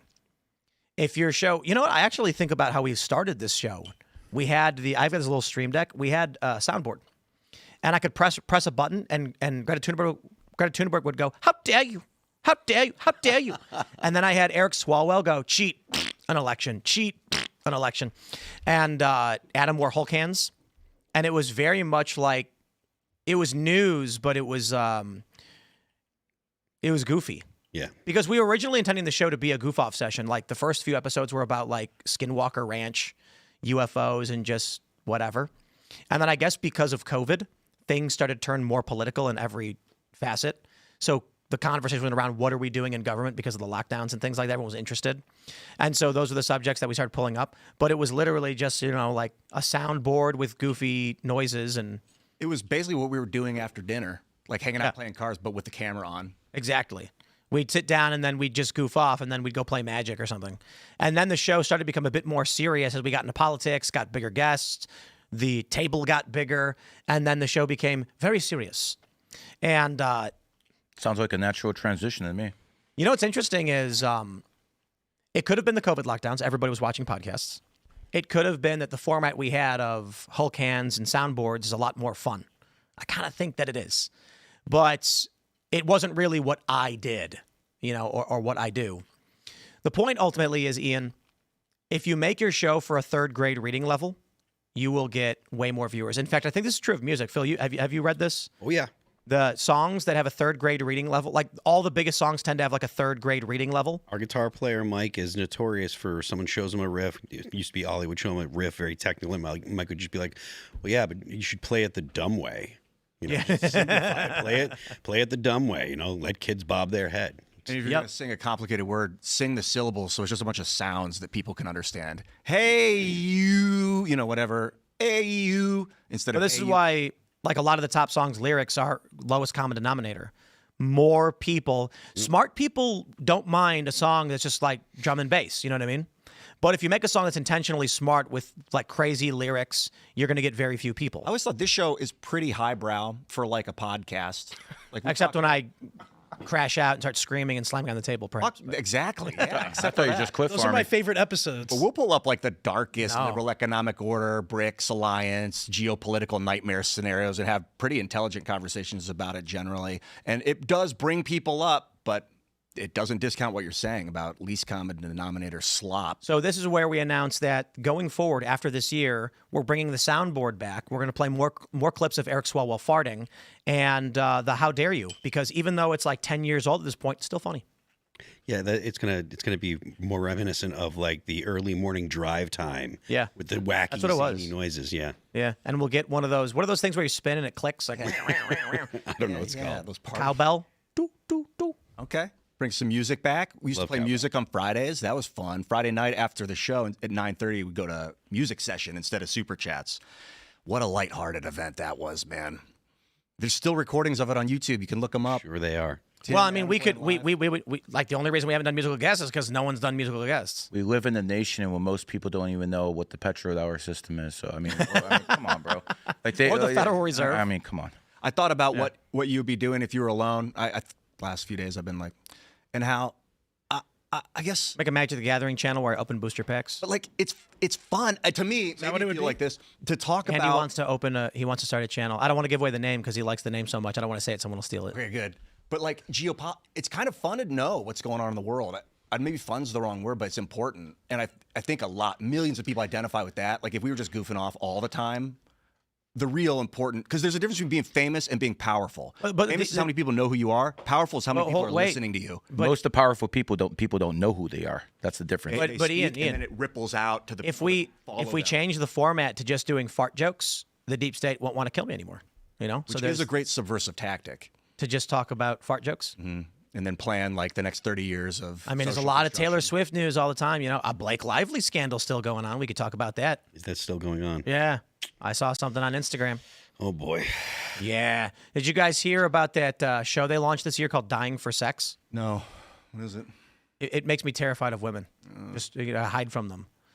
There's a clip for you. You're hardly the only one, brother. It's a show about a woman who finds out she's got terminal cancer, so she leaves her husband to go have sex with 200 men. Oh, that's real. I saw that. Yeah, I yeah, saw yeah, that. it's real. That's disgusting.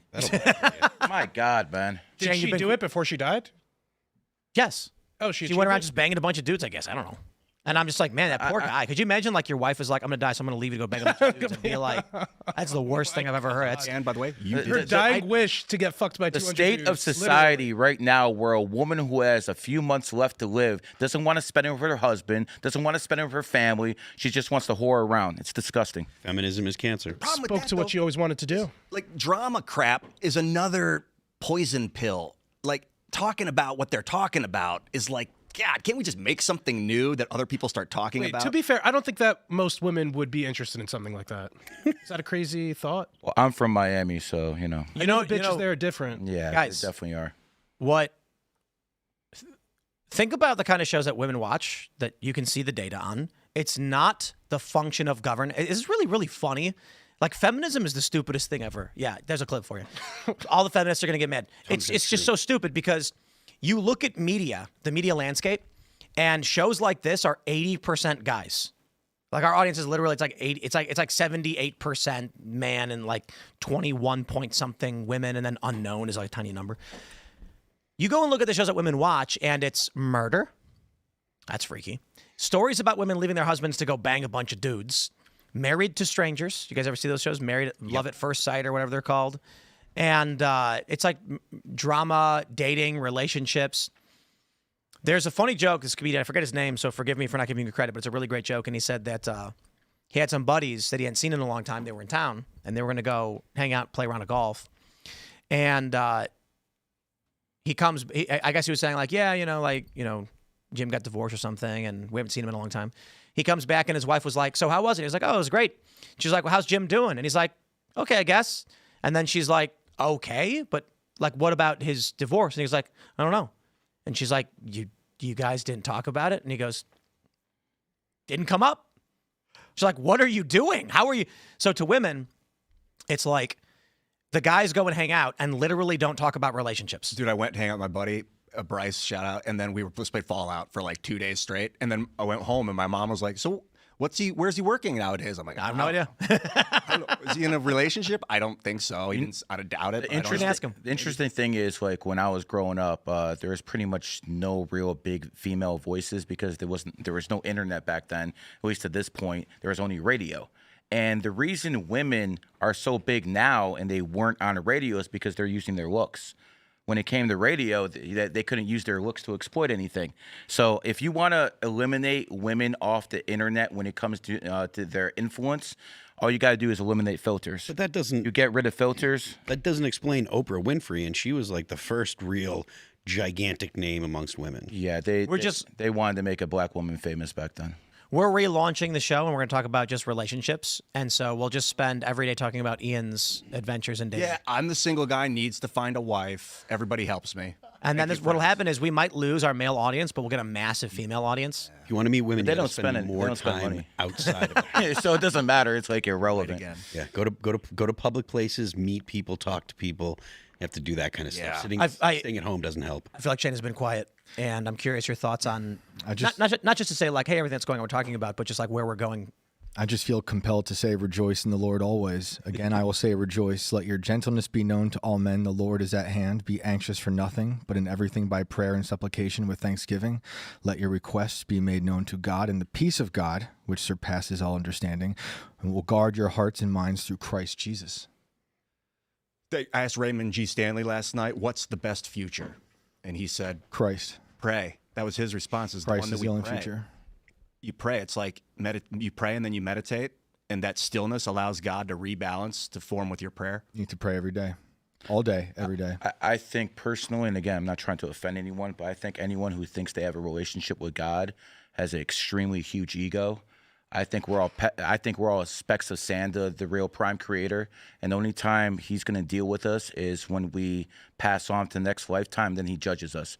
We all will be judged. I don't see any point of the worship or any of this other I will stuff. say then, submit yourselves therefore to God, resist the devil, and he will flee from you. James 4:7. Well, I mean, listen, I'm not. I will say then, and give no opportunity to the devil. Ephesians 4:27.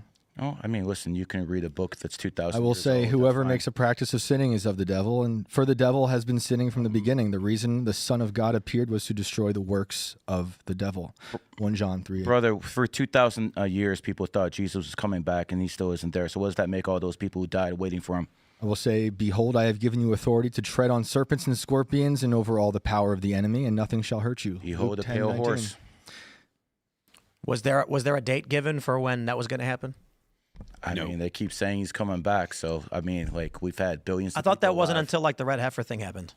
I think it's the internet that's going to make it happen, and it's going to be the Christ likeness is what Jesus is the people embodying Christ. I think it's going to be Project Bluebeam. That's what I think. There's going to be a critical mass of people that embody Christ-like behavior, and then it's going to pulse out, and all these people are going to start acting like it. I don't know. I thought that that there were only a few people, or a small group of people, that were going to be chosen and saved. I think the story says there's one guy is going to appear, but I think it's when there's a critical mass of humans, that's when you really see a change. Because one guy can come and go. Did you read that in the Bible? No, man, I just feel like it. Yeah. You know? I just feel it, baby. No, it's actually logical. It would be impossible for a flash in the pan. A guy comes, he gets super famous, and then he dies. He'll be made a martyr. They'll use him to sell products. Who's the Antichrist? Anyone can become that. Anyone Anyone. that acts sinful, that No, if it is no, anti no. Christ. This is not No. biblical, Ian. But I mean, anybody with a lot Antichrist- of wealth that's super famous and loved that decides to become sinful, then becomes the Do Antichrist. Jews have an Antichrist, Elaad? I don't think so. No. Not that When's the Messiah coming for you guys? we want Mashiach now, is what Jews say. Our Messiah didn't come back yet. So like, what's supposed to happen? It's like the red heifer, right? I don't. I'd need to look into it. Oh, you don't even know. You don't know. Oh, no. He's only Jewish. It's born in, blood out. The Antichrist is human behavior right now in 2025, where instead of moms and dads, you have baby mamas. That's the Antichrist right there, the damn culture we're in right now. What does the numerology say about next year? Next year is 2026, the year of the horse, and people who are born in horse years are going to dominate. Next year, I expect Myron Gaines to be one of the top guys next year. Really? 100%. What does that mean, top guys? Do you think he's going to be like?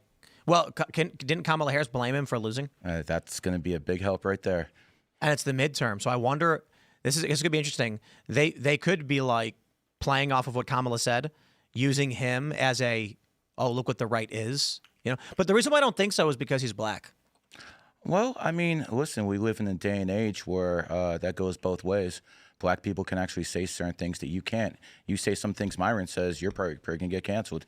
He won't because he has a shield. It goes both ways. It goes both ways. White people can say certain things, black people can say certain things, and women can say anything they want with no accountability. What are things that white people can say that black people can't say? Daddy. Oh, That was dark. Hey, Gary, you said it was the year of the horse next year? Yes. What are other years of the horse in the last 50 years? 2014, 2002, 1990. So, for instance, some of the things I expect more deflation to come next year. I expect Bitcoin to deflation. Deflation, correct. I expect deflation to come. I expect oil prices to fall, and I do expect Bitcoin and a lot of cryptocurrencies to crash. Why is that? Because OPEC was founded in the rat year. The enemy of the rat is the horse. Next year is the horse year, so I expect oil prices to fall. When it comes down to Bitcoin, this is the best example I can give. Bitcoin was founded January 3rd, 2009. That is a rat currency. The worst year for Bitcoin was 2014, where it fell around 92%. That was the year of the horse. The horse year comes once every 12 years. Next one's 2026. Bye-bye crypto. When you say deflation, you're talking about deflation in the value of the dollar? Deflation in everything except food Is prices. it 2014?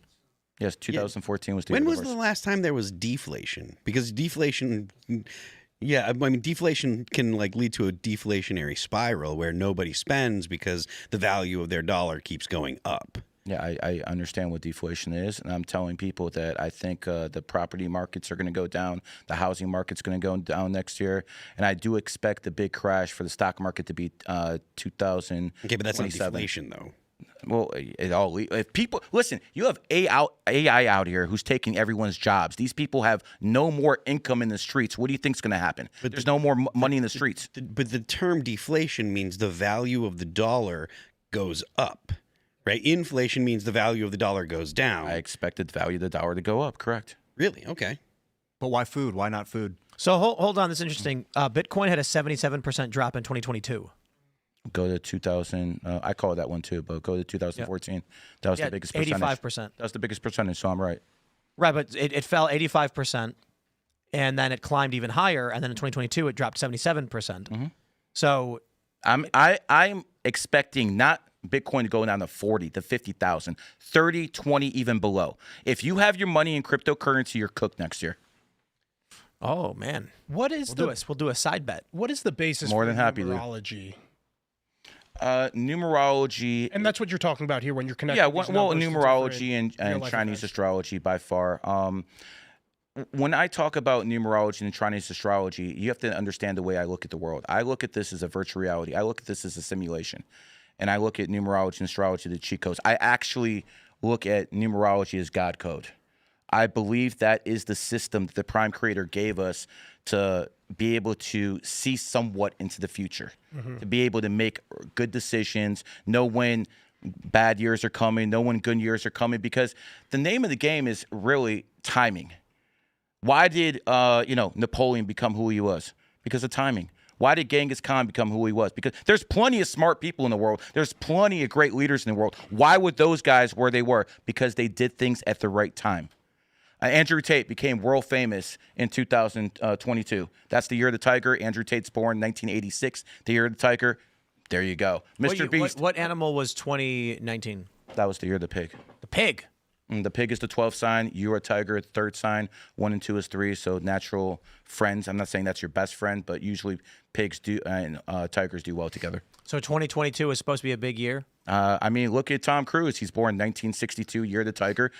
His hit movie Top Gun came 1986, the Year of the Tiger. And then it came all the way back again in 2022, another Tiger year. So Tom Cruise's, both his Top Gun movies came out in his own year. Energy at work. I don't mean to come off as facetious, but Yes. what makes you believe in numerology? I've You found some of these coincidences. I mean, or something that you I call always hard wanted to data? know why some people were good looking. I found out people born on the 5th, 14th, 23rd are the good looking ones, the models.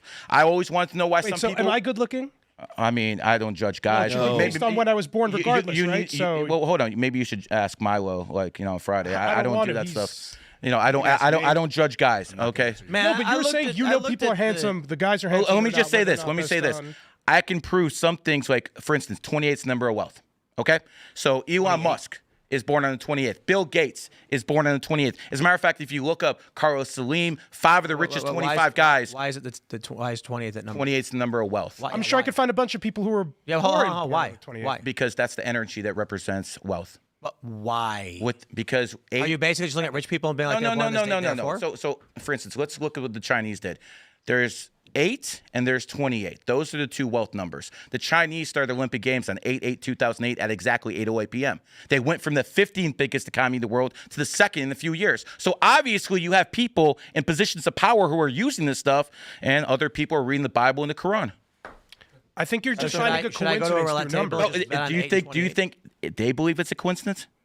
No. Okay, so don't believe the Chinese Okay, so the Chinese, President Xi, he's born in the year of the snake, 1953. He came to power in 2013, the year of the snake. Vladimir Putin, born in the year of the dragon, and he became president of Russia in 2000, the year of the dragon. So when I'm a people tiger go and based none of off this their applies to energy, me. I mean, you are a 9 life path. 9s are the most adapted people in the world. I'm sure you have adapted to many things. There's always an answer, isn't there? Always. And that's what I do. I mean, obviously you have a comment for everything too. When did this happen? When did you start believing? 9/11. Okay. Why? 9/11. So when I looked at 9 9/11, and 11 equals 20. I'll get there in a second. When I looked at 9/11, I woke up and I'm like, damn, a whole bunch of people died. I went out, smoked one for all the victims' families and stuff like that. And I came inside and I saw a second plane hit, and I'm like, wait a second. The Twin Towers look like an 11. The first plane that hit the World Trade Center is Flight 11. I mean, the police code for emergency is 9/11. Started digging a little bit more. New York City, 11 letters. Afghanistan, 11 letters. Shanksville, 11 letters. The Pentagon, 11 letters. I'm like, oh, what's going on? The Pentagon is not- the Pentagon, 11 letters. So I started looking at all this. I'm like, wait a second, what's going on here? This is too much to be a coincidence. And then I looked at Al Qaeda. Al Qaeda was founded on the 11th. The first, they had 3 major terrorist attacks that Al Qaeda is known for. Because there's only 30. Hold on, let me 31 finish. days. They were founded on the 11th. They hit Madrid, Spain on March 11th. They hit Mumbai, India on July 11th. And they hit America on 9/11. The chances of all those attacks happening on the 11th and Al Qaeda being founded on the 11th, we're talking about in the No, it's not. 'Cause millions. They would just be like, we're going to do it on the 11th because we like the number. No, they actually know something about numerology, and that's why they did uncertain. I mean, for sure. But you said the Muslims. You said they don't believe in the number system. The Muslims. well, the poor ones don't. Okay. According to the Quran, though, they don't. Well, I mean, listen. They say divination is bad. They say the same thing in the Bible. Divination is bad, right? Well, if divination's so bad, stop paying attention to the Weather Channel. Okay, seriously, stop paying attention to the Weather Channel if divination is bad. Here's the point: I'm not God. I'm nothing compared to God, including everyone in this room. Agreed? Yes. None of us are gods in here. Correct. So God knows everything when it comes down to what's going to happen when you're born. You're going to die. We'll never get to that level, but we can use the numerology and astrology to help guide us on the right path. What does that have to do with the weather? Like, we could predict the weather based on patterns of what we see in the sky. We could That's predict the new divination. days That's out. divination. How does astrology work? Like, you've done a lot of numerology, but what's the astrology? Okay, well, there's basically 12 signs. The first one is rat, and its enemy with the horse. You mean Chinese zodiac? Chinese. That's what I focus on, that one, because that's but the most accurate to me. I don't do the woman He thinks stuff. astrology is gay. That's not astrology. That's Chinese zodiac. Chinese zodiac. Yeah. Oh, that's So I don't do the Libra, Capricorn. I think it has some relative value, but I leave that for the women. When it comes down to the Chinese astrology, it's extremely accurate. I'll give you an example. Rat, the year of the rat and the year of the horse are enemies. Shaq was a rat. Kobe was a horse. They hated each other. Little things like that go a long way in making people understand how this works. Lehman Brothers. Lehman Brothers was founded in the horse year, collapsed in 2008, the year of the rat. Again, enemy signs at work. Next one, enemy sign, the goat and the ox. So Hitler is the best example I can give people. Hitler was born 1889, the year of the ox. And when did he start losing World War II? 1943. He lost Stalingrad. He lost Kursk. War was over. And guess what? That was his enemy year. Now let's go to Saddam Hussein, another guy who's born in the year of the ox. He's born in 1937. The year of the goat is his enemy. What happened? First Gulf War in 1991. Second Gulf War 2003. We took him out. Again, both those were goat years. So if you start looking at this stuff from a pattern recognition standpoint, you'll see certain consistencies there. I think if you look for certain trends, that you can find the ones that you want to find with the examples that you want to find, given the rich history that we have on this planet. Well, the thing about it is when you look at history, it will tell you if it's. I'm not making this stuff up. I'm just looking at pattern recognition. I think if people want to find a pattern, they'll find a pattern. Well, if you're motivated to find a pattern, we're humans, and you're going to find that pattern. Well, if you start with a conclusion, then you'll find your way to that conclusion. Well, that's what you believe, and I would say that you probably haven't looked into numerology and astrology long enough. And if you're around me for about 24 hours, you'll start seeing it yourself. All right, so I will point it out. You named like Tom Cruise, Xi Jinping, people who were born in the year and then rose to power in those years. Correct.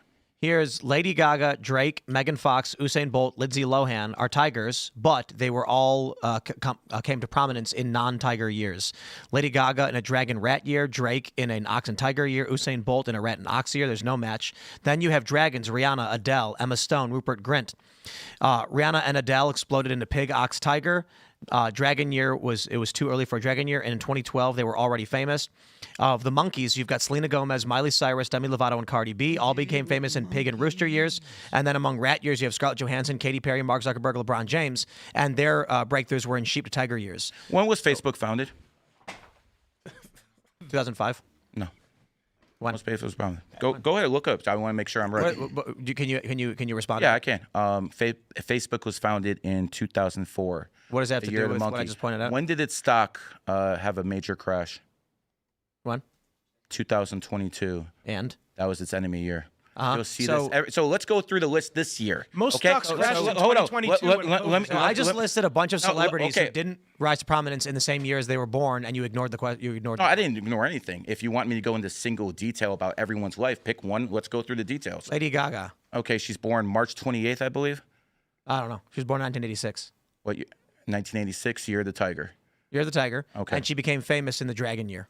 Okay, so again, the numerology does supersede the astrology, but the astrology does work. She was born. I'll give you an example. I'll give you an example of how this works. 86, March 28th, 86. Okay, I'll give you an example of how this works. America is a monkey nation. America's founded 1776, the year of the monkey. People who are tigers, they usually have a lot of issues with getting banned or, being one of those guys who are on government watch lists and things like that. So let's go through 4 of the most banned people in the internet, and you tell me if you agree. Alex Jones, Andrew Tate, Nick Fuentes, Give or take. Sneeko. I would say well, he's the smallest name there, but those all are tigers, and they all got banned in the monkey nation. What I'm basically trying to tell you is this stuff works if you look into Loomer it. is extremely banned. I don't know. Was she born in the year of the? She is born 1993, the year of the rooster, and she doesn't play well with others, so it is what it is. I kind of subscribe to the magnetic universe theory. A lot of scientists talk about Thunderbolts project, and that we are connected through some sort of force, weather planets, and the position of the planet when the radiation is passing through it that causes a refraction through our planet and our bodies as our babies are coming out of the womb, no longer protected by the radiation protection of the mother's stomach, and they're exposed to this radiation for the first time, that it might have something to do with the numbers that we've derived from the position of things. No, I get it. Listen, I like to talk about people who are up here so people can see this stuff with their own eyes. Who basically started the podcast game? Joe Rogan. Joe Rogan? Adam Curry. But then Joe Rogan is born. John Green. No. Tom Tom Green. You said Tom Green. Is it Yeah, Tom Green did. Could we say that Alex Jones had a big part of it? No. It's fair to say Rogan. We'll say Rogan. No, Rogan's Tom not- Green. No, Tom Green really started it. Tom Green Green. inspired Rogan. Joe Okay. Rogan didn't get on Apple Podcasts until Apple Podcasts was already made. Tom Green started doing it was Joe Rogan on Tom Green, right? That was the big story. And before him, it was Adam, what's his face? Adam Curry, yeah. Who coined the term podcast. Yeah, well, it was an Apple thing because it was the iPod. Right. And it was instead of having a song, you'd have an MP3 of a conversation on your iPod. And then people could listen to shows by downloading it to their Alex Jones, born on the 11th. Very charismatic guy. Joe Rogan, show. born on the 11th. Again, very charismatic guy. Hulk Hogan, born on the 11th. We live on the planet with millions. Hold on, let me finish. Let me finish. What you have to understand is people born on certain dates are going to have certain abilities, and people who are born on the 11th have a hell of a lot of charisma, and that's why Joe Rogan's #1 because he's born on the 11th. Candace Owens, I know you don't like her, but she's born on the 29th. 29 is 11. That's where she gets that mouthpiece from. It is what it is. I'm telling you what it is. So people with certain numbers are going to see that. Aiden Ross, I don't think much of him, but he's born on the 11th, and a lot of people give him a lot of credit for doing the streaming. Are you pagan? No. Okay, this I feels I believe in a crime creator. What? A prime creator. What you But would this call feels God. very supernatural and pagan. I mean, listen, again, I explained, I believe this is basically a virtual reality. And in this virtual reality, numerology and astrology is cheat codes. I'll give you one more example, and you guys can tear me apart if you want to, but let's go You to... never answered to the celebrities I listed who weren't born in those years. I just said numerology supersedes astrology. So if What does that mean? if the answer isn't within astrology, you have to start looking at their numerology. It sounds like what you're saying is if it doesn't fit your explanation, you'll. I'm sure that's what it sounds like. But when you actually look into the information, you'll see that it's actually relevant. I'll give you one more. Apple. Apple was founded by Steve Jobs. Steve Jobs was born 2/24/1955. 2/24/1955 adds up to 28. He started Apple on 4/1/1976. 4/1/1976 adds up to 28. He incorporated Apple on January 3rd, 1977. 1/3/1977 adds up to 28. So what we have there is someone who is one of the top guys who was ever in tech field was using numerology because he went to India, he learned it, and then he incorporated Apple, and it became the richest cash-rich company in the world. And by the way, Steve Cook's another 28, and he took over his job. So what I'm basically trying to tell you is this might sound like nonsense to you, just like the Bible and the Quran sounds like nonsense to me and a lot of people, but you have to understand, I am looking at this from a logical standpoint. When you see something that keeps coming up over and over and over, at some point it has to stop being a coincidence. Right. But if I make like a prediction, are you able to look at that prediction and then say, oh, that's false because of this, and then come up with another way to like change that specific thing? You have to be able to falsify someone using the system incorrectly, correct? Well, here's not the just thing. say you're not using the right system or not using it the right way. I'll tell you how I grew up. Let me just finish this. In 2002, after 9/11, I started looking at all the numerology books. I'm like, this is crap. None of this stuff works. And then I started talking to all the top numerologists in the field. And I realized one thing about them. They were all broke. And I'm thinking, if these guys were so good at what they did, why they broke? Well, here's the thing. I'm a multimillionaire many times over. And at the end of the day, people who are in the Saudi royal family, they come to me when they want to have a wedding. They want to have the right day. I talk to the very, very top of the food chain, and that's why if you actually need security and you're willing to go down to Miami, I promise you'll be taken care of. Nah, not Miami. You said when we met, Gary, about an hour and 2 hours ago, you were like right on about what my life has been like in a lot of ways. But I wondered if you were just looking in my eyes and you could tell things about my feelings by looking at me. Yeah, it's called cold reading. Is that part of numerology? No, but there are mentalists who can do it. There are mentalists who can do it. You wear your personality on your face too, Ian. You look like an Ian. Life change. I mean, a lot of people, there's this thing called the Saturnal return. Saturn returns every 27, when someone 28 and a half years. 28 and a half is Yes. like the most profound year of your life for a lot of people.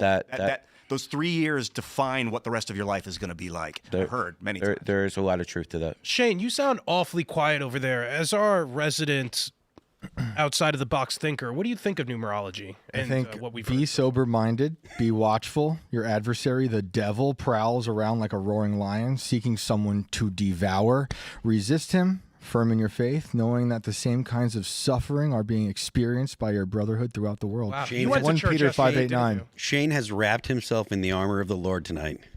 That sounded nice. That's legit. Armor of That's the actually. Lord. I don't know the which phrase or which passage it is, but is it? I mean, we have a whole bunch of people questioning numerology, but they're willing to believe the Bible and Quran with no evidence. So it is what I it think is. half of the people here wouldn't even consider themselves Christian. Like I don't think that's true. When I was 28, I was working at Fusion, and that did not define my life. That was like a wasted 2 years. What about? Oh, not really. That was like the springboard to the next. No, it wasn't. ABC. That That was ABC. Yeah, where I did nothing for 2 years. There was no springboard, dude. It's going to tell you how it is. I mean, you were sort of making shitloads of money in those years. No, I already made money. You said you doubled, 2.5 times your salary in that age. I think going from like 100 and something to like 250 was a standard promotion, but it didn't define my life. It didn't set me on a path. Yeah, I don't think it. It actually, for 2 years, I did little. And the only real argument was that I worked a job where I saved money. This is it's. Well, I think the human brain gets developed at age 25, so I think that's why a lot of people have profound transitions. My life doesn't fit any of these numbers. Well, I'll tell you what. Anyone who thinks I'm a fraud, and I'm sure there's a whole bunch of them, I can put up $100,000. We can go up to random people. I'll be blindfolded, and I'll do exactly what I did to you. Read them like a book. I only have to look at their face. And if I'm wrong, I'll pay you guys. If I'm right, pay me. We can.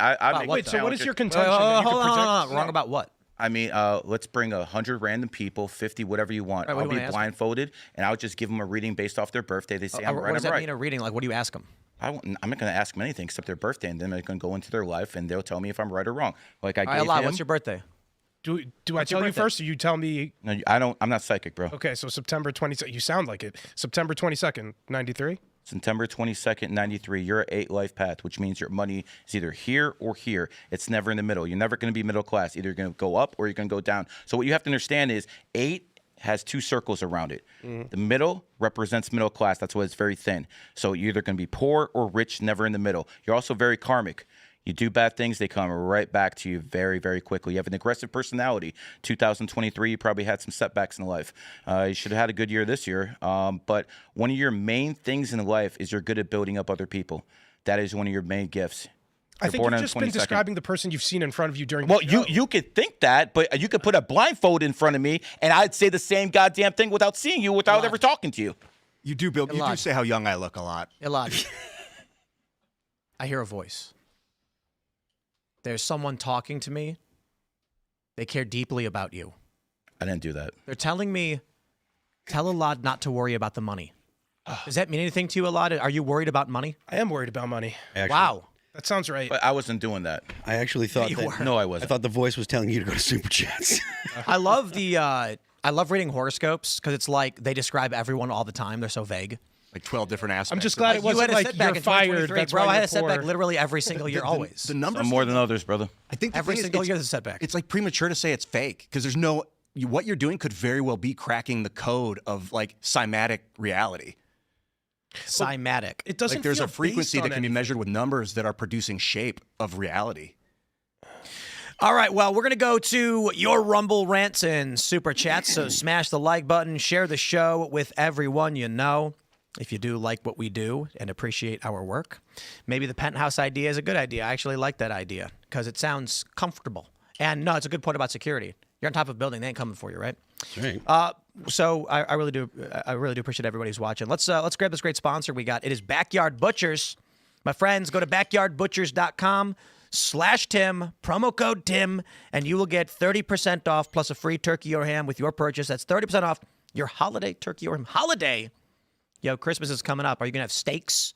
That sounds like a really great Christmas. I got to be completely honest. You got to kick out that big agriculture garbage. They got feedlot mystery meat, chemicals and hormones. And have you guys heard this? They glue meat together now. Gross. Fake steaks where they use an enzyme to stick a bunch of pieces of meat so it looks like a filet. Disgusting.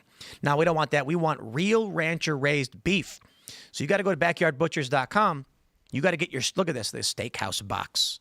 Man, I want to get me a ribeye now. Oh, New York strip. Just, I want each and every one. Each and every one. Check them out. Thank you so much for sponsoring the show. Backyard Butchers, American Tradition, American Meat. Go to backyardbutchers.com. Promo code Tim, 30% off. I actually put away a box of Backyard Butchers a couple days ago, and it just felt good in my hands. It was a strange feeling. I was just carrying it to the freezer, and I was like, Feel the life force from the animal. And it's going to enter your body. Ian, you need to eat more protein. okay. All right, Cheeseburger says, hire black trans security guards. Left-wing terrorists won't dare antagonize them.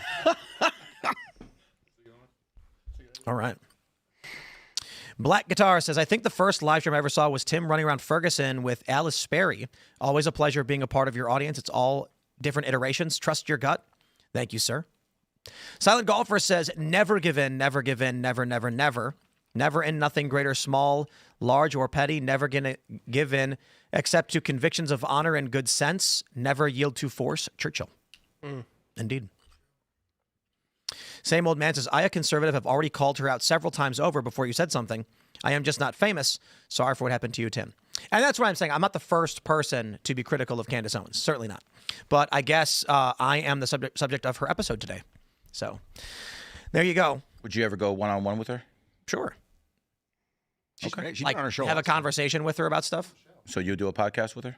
Yeah, she's been on the show before. Not in the current, like... Right. The issue is, you see what she did with Turning Point, where she was like, name the time and place and I'll be there. And they went, okay, the 15th at noon. I can't be there. They did that on purpose so that they knew I wouldn't come. And it's like, what? Like Nick Fuentes. I learned this from a Nick Fuentes clip of all places, where he's like, she said, name the time and place and I'll be there. And then when they did, she was like, you never consulted with me. I can't do that. And it's like, what? I'd be more than happy to try to set it up if you like me to. Yeah. I mean, we'll see how it goes. I'll talk to my booking people. And then I guess the question is, is the conversation literally just this with her in person? I mean, I think you find out when you get in the room together, but I do know this. It'll probably be one of the most viral podcasts of 2025. Not that you care, but... No, I just think it's crazy that, you know, the one clip she posted that was a fake clip was Elaad saying, you said something like, I think she respects your show and she'll comment on it. I was like, no, like her show's always been bigger than mine. I don't know, whatever. But fair point. I got millions of followers on X, so certainly that's going to matter. But yeah, whatever. I mean, I'll have a conversation with anybody. I think that she is a sophist and a manipulator, and she's doing a true crime drama show. So it's just like, I can't say no to that, but I kind of roll my eyes like, oh, you know, more drama, more true crime, more nonsense. At the end of the day, the people decided that you're one of the top guys in the field, and she is too. So maybe it'll be good training to handle like an 8-year-old daughter. What? You just learn to gently have a conversation with a female that you've got some agitation with, and then you'll help your kids with that when they freak out when they're 8 and they drop their fork on the ground, and you'll be like, I know how to talk to you.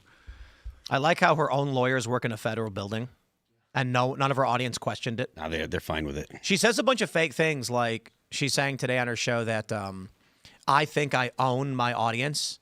She you know what's really weird? You notice how she refers to herself in the plural? She says we and us for everything. She never says I. Like that. Like, come on. You know, she tweets at me and she's like, tell us, Tim. And I'm like, us? Who's us? And on her show, she's saying we don't blah, blah, blah. And we don't care about your midterms. I'm like, who's we? But I guess there's a lot of people who really like that. They feel like they're a part of something when she refers to her and them as one group, you know? Yeah, it's risky. I got one more thing to add before I go. Just want to say, humble yourselves, therefore, under the mighty hand of God, so that at the proper time he may exalt you, and I'm praying for you. Please don't pray, because when you pray, you become prey. Thank you. Jesus I will. Christ. Despite that, I will pray for you, sir. Thank you very much. I'll see you all later. I do not Tales from the accept your Inverted prayers, World. but thank you. That's Shane Cashman heading to Tales from the Inverted World at 10 p.m. Eastern Standard Time, coming up right after this show. I get so much pushback with the numerology and astrology, but it doesn't seem like anyone wants to push back on religion. You don't Interesting sound how that works. You don't sound half as ridiculous as he. Well, does. but like, here's the thing. Like, I'm not a Christian, and we've had tons of debates with Christians. Yeah. And there's no reason for me to debate Christianity, which we've done 1,700 times. Oh, I get it. Never I had get a it. numerologist on. Oh, 100%. But what I'm basically trying to tell you is I can prove more with numbers based off mathematics than anyone can with religion. I think they do totally different things, though. I don't. Well, yeah, one's real, one's fake. I think 100%. it's like a moral basis. For people get their moral basis from religion oftentimes. I don't. And I don't think you can get a moral basis from numerology unless I'm missing something. Well, here. I mean, listen, numerology supports the family unit. 1 is male energy. 2 is female energy. 3 is kid energy, childlike energy. 1 + 2 + 3 = 6. 6 is the number of family. Oh, he's it's not there. It's there. Hold on. Elad.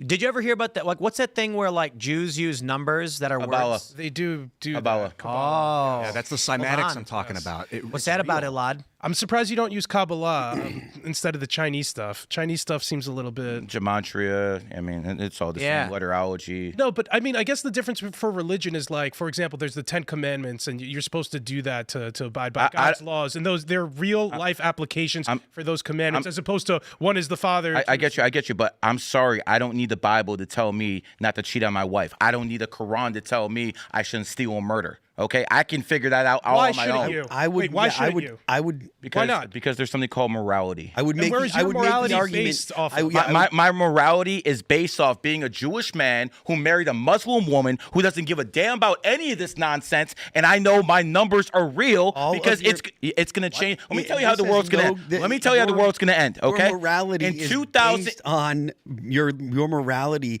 is based on Christianity. No, my morality is based off having a wife, if you were and a raised, husband and listen, kids. If you were raised, You have a wife and a husband? if you were raised the husband, thank you. if you were Funny, Tim. raised in Central America, like when the Aztecs were and you're in Saudi Arabia, you'd be a Muslim. Okay, what's the point? the point that let me finish and I'll go ahead and I'll get there. If you were raised there and it was said it's okay and it's actually good to sacrifice people, you would think that No, it's I good to wouldn't. sacrifice people. No, speak You for are yourself. a product of the society that for you've yourself. grown up in. I'm a product of the society where in 2004 Muslims were being demonized, and I married one. I don't give a damn what society thinks. I don't. You can marry whoever you want, and there was plenty of people that were saying that we should not demonize Muslims in 2004. So it's not like you were Not that you were many, like the bro. only guy that was Not saying that it. many. But the idea that human beings create their own morality when their moral structure is entirely similar to Christianity or in some cases Judaism. All right. It's not Well, true. let's- that we gotta it's your read own more of morality. these Well, chats. can I finish one more thing? Yeah. I just want to say this. I'm never going to be a Christian, but I do recognize that America is a Christian nation, and because I'm an American, I will fight for Christian values. Sure. I will give you guys that. Griff Alicia says, keep calling Candace an effing C word. I'm toning it down now. And I will increase my Timcast membership for more of this. Well, you know. James with Politics says, Timcast IRL must not end if IRL stops and the leftists win. What is the point of relocating? It seems that said new location will be figured out. Actually, a really great point. Penthouse. If we relocate to a penthouse, then we don't no one's going to be shooting up our studio. Dude, or office building. Well, there's different type of buildings. You need one with a lot of security. Yeah. There's something called the Porsche Tower. There's the Muse Building and Sunny Tim, House. throughout New York I'm City, there telling are a you, lot that's of where you office go. buildings that Are are you nuts? extremely secure. There are a lot of billionaires and multimillionaires in New York City that are under a ton of threat. I'm not going to wait around for Zoran Mamdani to show up and take all my stuff from me. No income tax in Florida. Yeah. And But it's people so walk hot. around with AKs too. Yeah, we're talking about the first week back after the holiday is going to be in Florida as we reassess how to handle the security issue because, I'll just give a little bit more details, but I'm talking obviously with the Rumble crew, and we're like, how do we make this work? Because it's not just me who's getting threats or shots fired at our studio. Most conservatives just don't ever talk about this stuff because you're constantly told it'll make things worse, and so there's been a lot going on behind the scenes. There are prominent personalities privately talking about retiring early, quitting, and it's getting crazy. I don't think. Let me put it like this for everybody. You've heard the stories. You've seen Charlie Kirk die. It's or be murdered, I should say. And you've heard the stories about the political violence, things that have happened to people like Andy Ngo. They tried to kill him. Actually, now imagine, where you are in your home, that someone is aiming a weapon at you and your family. How do you feel? What do you think? It's one thing to be watching these shows and being like, man, things are getting crazy. But for the people that are all in the line of fire, privately behind the scenes, they're talking about getting out of the business. Straight up. And you can see it. I'm not going to call anybody out, but just notice, keep an eye out for studios that change, even a little bit. And that's usually indicative of they're in hiding. They move, a lot of these personalities are doing solo shows. We don't do a solo show, so we have people coming and going all the time. So we can't do it the way we're doing it now because it's just gotten so crazy. So the conversation we're having is we need to have, office building. I think a penthouse is better because then you're on top of the building. Whereas the office building itself can be targeted, the top of the building is much harder to target depending on the height of the building. I don't know about $10 million, though, but... It's worth it.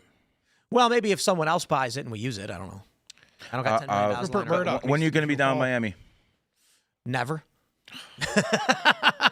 Listen, brother. going to Tampa. Come to Sunny House. I'll introduce you to a couple billionaires. They'll help you out with this current security situation. I don't want to take any money from You billionaires. don't need to take any money from anyone. They're just going to tell you about the security situation. Yeah. I mean, Tim, more than happy to do it. I hope this doesn't come across as the wrong way, but do you have any thought process about how these people are trying to terrorize you and are effective in doing it? The question is that the terror isn't even like the most relevant thing. The question is, what is the purpose of what we do? What is the outcome, and where will we end up? And I'm looking at right-wing grifters shilling for big soda and SNAP benefits, praising India and other foreign countries for money, promoting foreign gambling sites. This is the movement. Then you've got the likes of Candace and her crack pottery. And I'm just sitting here being like, it's one thing when there's a coalition leading a charge saying, we will make this place better for the children to come. It's another thing when it's a bunch of people hiding knives behind their backs, ready to just stab each other. And I'm just like, I'm not sticking my neck out for y'all. You know, and I don't want to say that literally every single person on the right or disaffected liberals or moderates or whatever are backstabbing, disloyal mutineers or anything like that. But way too many are exposing themselves as solely being interested in being famous and making money. And it's like, bro, go play video games. Go play slot machines. You'll get way more viewers and have way more fun. Get out of the political space. For the time being, when you look at these prominent personalities, and I love this, how Nick's pointing out that there, you know, Ian Carroll said, Nick, we're all here. Where are you? And it's just like, there is this large cohort of people who are just saying insane things all the time, and it works. You know, at least, you know what's funny with QAnon? This energy went towards Trump must win. And I think that's why Trump liked QAnon, because he was asked to criticize it and he didn't really want to do it. Because you have this network of people believing crazy conspiracies, but it was for getting Trump elected. I'm not a fan of that kind of manipulation regardless, but now it's to help Trump or help Democrats win and to make Trump lose. So QAnon was never good, in my opinion, and it was weird. And I think deceiving people for political power is always wrong. And now we have people on the right more likely to engage in that, and that is wrong. And I don't want to be part of whatever that movement is. I don't want to help these people. So you leave the space, the one guy who actually has to keep I do my real morning sound. show. I just don't do guests anymore. We do the morning show the way I used to do it. We can figure out what IRL can be. It's a big channel, 2.6 million subs. I mean, you don't just walk away and abandon everyone who's waiting to watch something, but we can't do it in this iteration. So there are some options. Going to a secure facility, office building or penthouse, something like that. That seems like a pretty good idea, actually. So I appreciate that.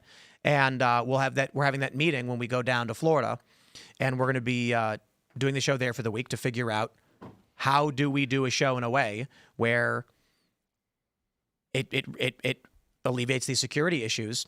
The challenging thing is someone did have a chat where they were like, and what happens when you leave the building? And it's like, right. But some of these buildings have secure loading docks where the vehicle pulls in the back, there's guards, you get in the car, and then the vehicle leaves. So people still might know where your building is, but they can't shoot up to the top of the building, and they can't get into the building where the car pulls in to pick you up. So there are solutions. And the crazy thing is, I don't even feel like I'm the biggest target, which is the crazy thing. Certainly, there are many people who are way more, Trump himself. You know what I mean? Yeah, But the Secret fact, Service, you don't. yeah, and they still shot him in the head, right? Which is the scary thing about how we actually navigate this. So, we got a few minutes. We got to grab some of these chats. We got a lot of chats. Doc Holliday says yes, Tim. 100. Yeah, you know. Farrell Cody Campbell says F yeah, Tim. Call this ish out. It's time we stand up and rise against this hate. They shall not effing win. Doc Holliday, Tim spitting facts. Spitting facts. He corrected himself and gave an extra $2 in order to do it. Thank you. Nice job. All right, let's see. Mikhail Moby says, Tim, reported crimes are public record, such as shots fired. We live in a world with AI and nerds. You really shouldn't announce these events. People can map the timing with public records. They sure can. And when someone figures out where we are and fires shots anyway, the idea is kind of like we're past that line already. So I do understand and I respect the point you're trying to make. The issue is, it would be weird if we were just like, this is the end of the show. Thank you and have a nice day. We're not going to say anything else. It's another thing to be like, it's about time that people started explaining what was going on. We were swatted 15 times. And the only reason we can say that is because people watched it affect the show. But when other security issues have happened, we've largely just not talked about it. Crowder said that he wished he did, because maybe Charlie would have taken security a lot more seriously had Crowder been saying what was going on, the attempts to murder him, and maybe people would have thought They were taking it more seriously. Let's put it like that. Right now, because the left cries about every single thing that happens to them, the general perception that is delivered to the American people is that the right are a bunch of Nazis that are terrorizing and killing the left, and the left are a bunch of angels, when in fact it's the inverse. And only recently has that changed. So I think it's actually important that we tell people this is happening to us, and it's difficult to proceed. Let's grab, let's see, we got some big, we're running out of time here. I'm Not Your Buddy Guy says, can we coexist with these people? They not only executed but celebrated what happened to Charlie. It's mainstream, so their political leaders will need to cater to this bloodlust, which brings me back to my question, can we coexist with these people? It's not just these people. Right now, a large portion of the right wants to see Turning Point burn. So you've got the left celebrating, but elements of the right and the left in agreement that Turning Point is the true perpetrator, which is the weird coalition between the Turning Point, the Candace Owens and the Young Turks audience, which I find very interesting. All right, what do we have here? Let's see. We've got about time for one more, and there was a big one that I wanted to find. A lot of good ones. You can tell when it's a super chat from an iPhone because it's $49.99, and you can tell it's Android when it's straight numbers. They do that on purpose so that they can track that stuff. That's how Google does it. There was a big one. I can't find it, but we have a member here. You'll find it. Sterling Wilson says, Serge's face as Ian is eating up numerology is priceless. I'd be interested in reading a reading of my birthday, but not going to super chat that info. Ha, ha, ha. My friends. Couldn't afford me. It's time for the uncensored portion of the show, which seems, I guess, I don't know, redundant. But head over to rumble.com/Timcast IRL, where we will continue the conversation. You can follow me on X and Instagram at Timcast. And, well, it's been a wild ride. We're going to have conversations about how we move forward, what we have to do, and how we have to do it. What this means for the show going forward, like I mentioned, we'll be in Florida. So we're here this week. Then next week we're in Vegas. It's going to be a lot of fun. We are going to have to take things very, very seriously this week because it's been crazy. But anyway, Gary, did you want to shout anything out? Yeah, I think the biggest problem in the world is feminism. And the 19th Amendment caused more damage than COVID-19. Until women's rights are taken away from them being able to vote, nothing's ever going to change.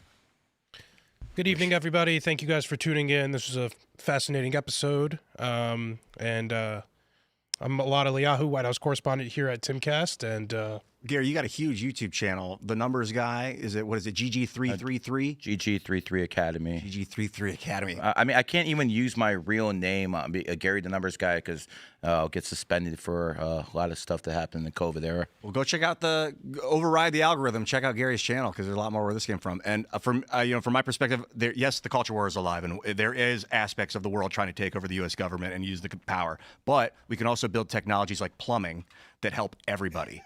Things like plumbing. We can do this with our roads. We can fix our roads. This will reduce tensions. Roads? Roads. What is that? Put graphene in the asphalt. Very and it unlibertarian. increases the consistency and durability of the roads by up to 50%.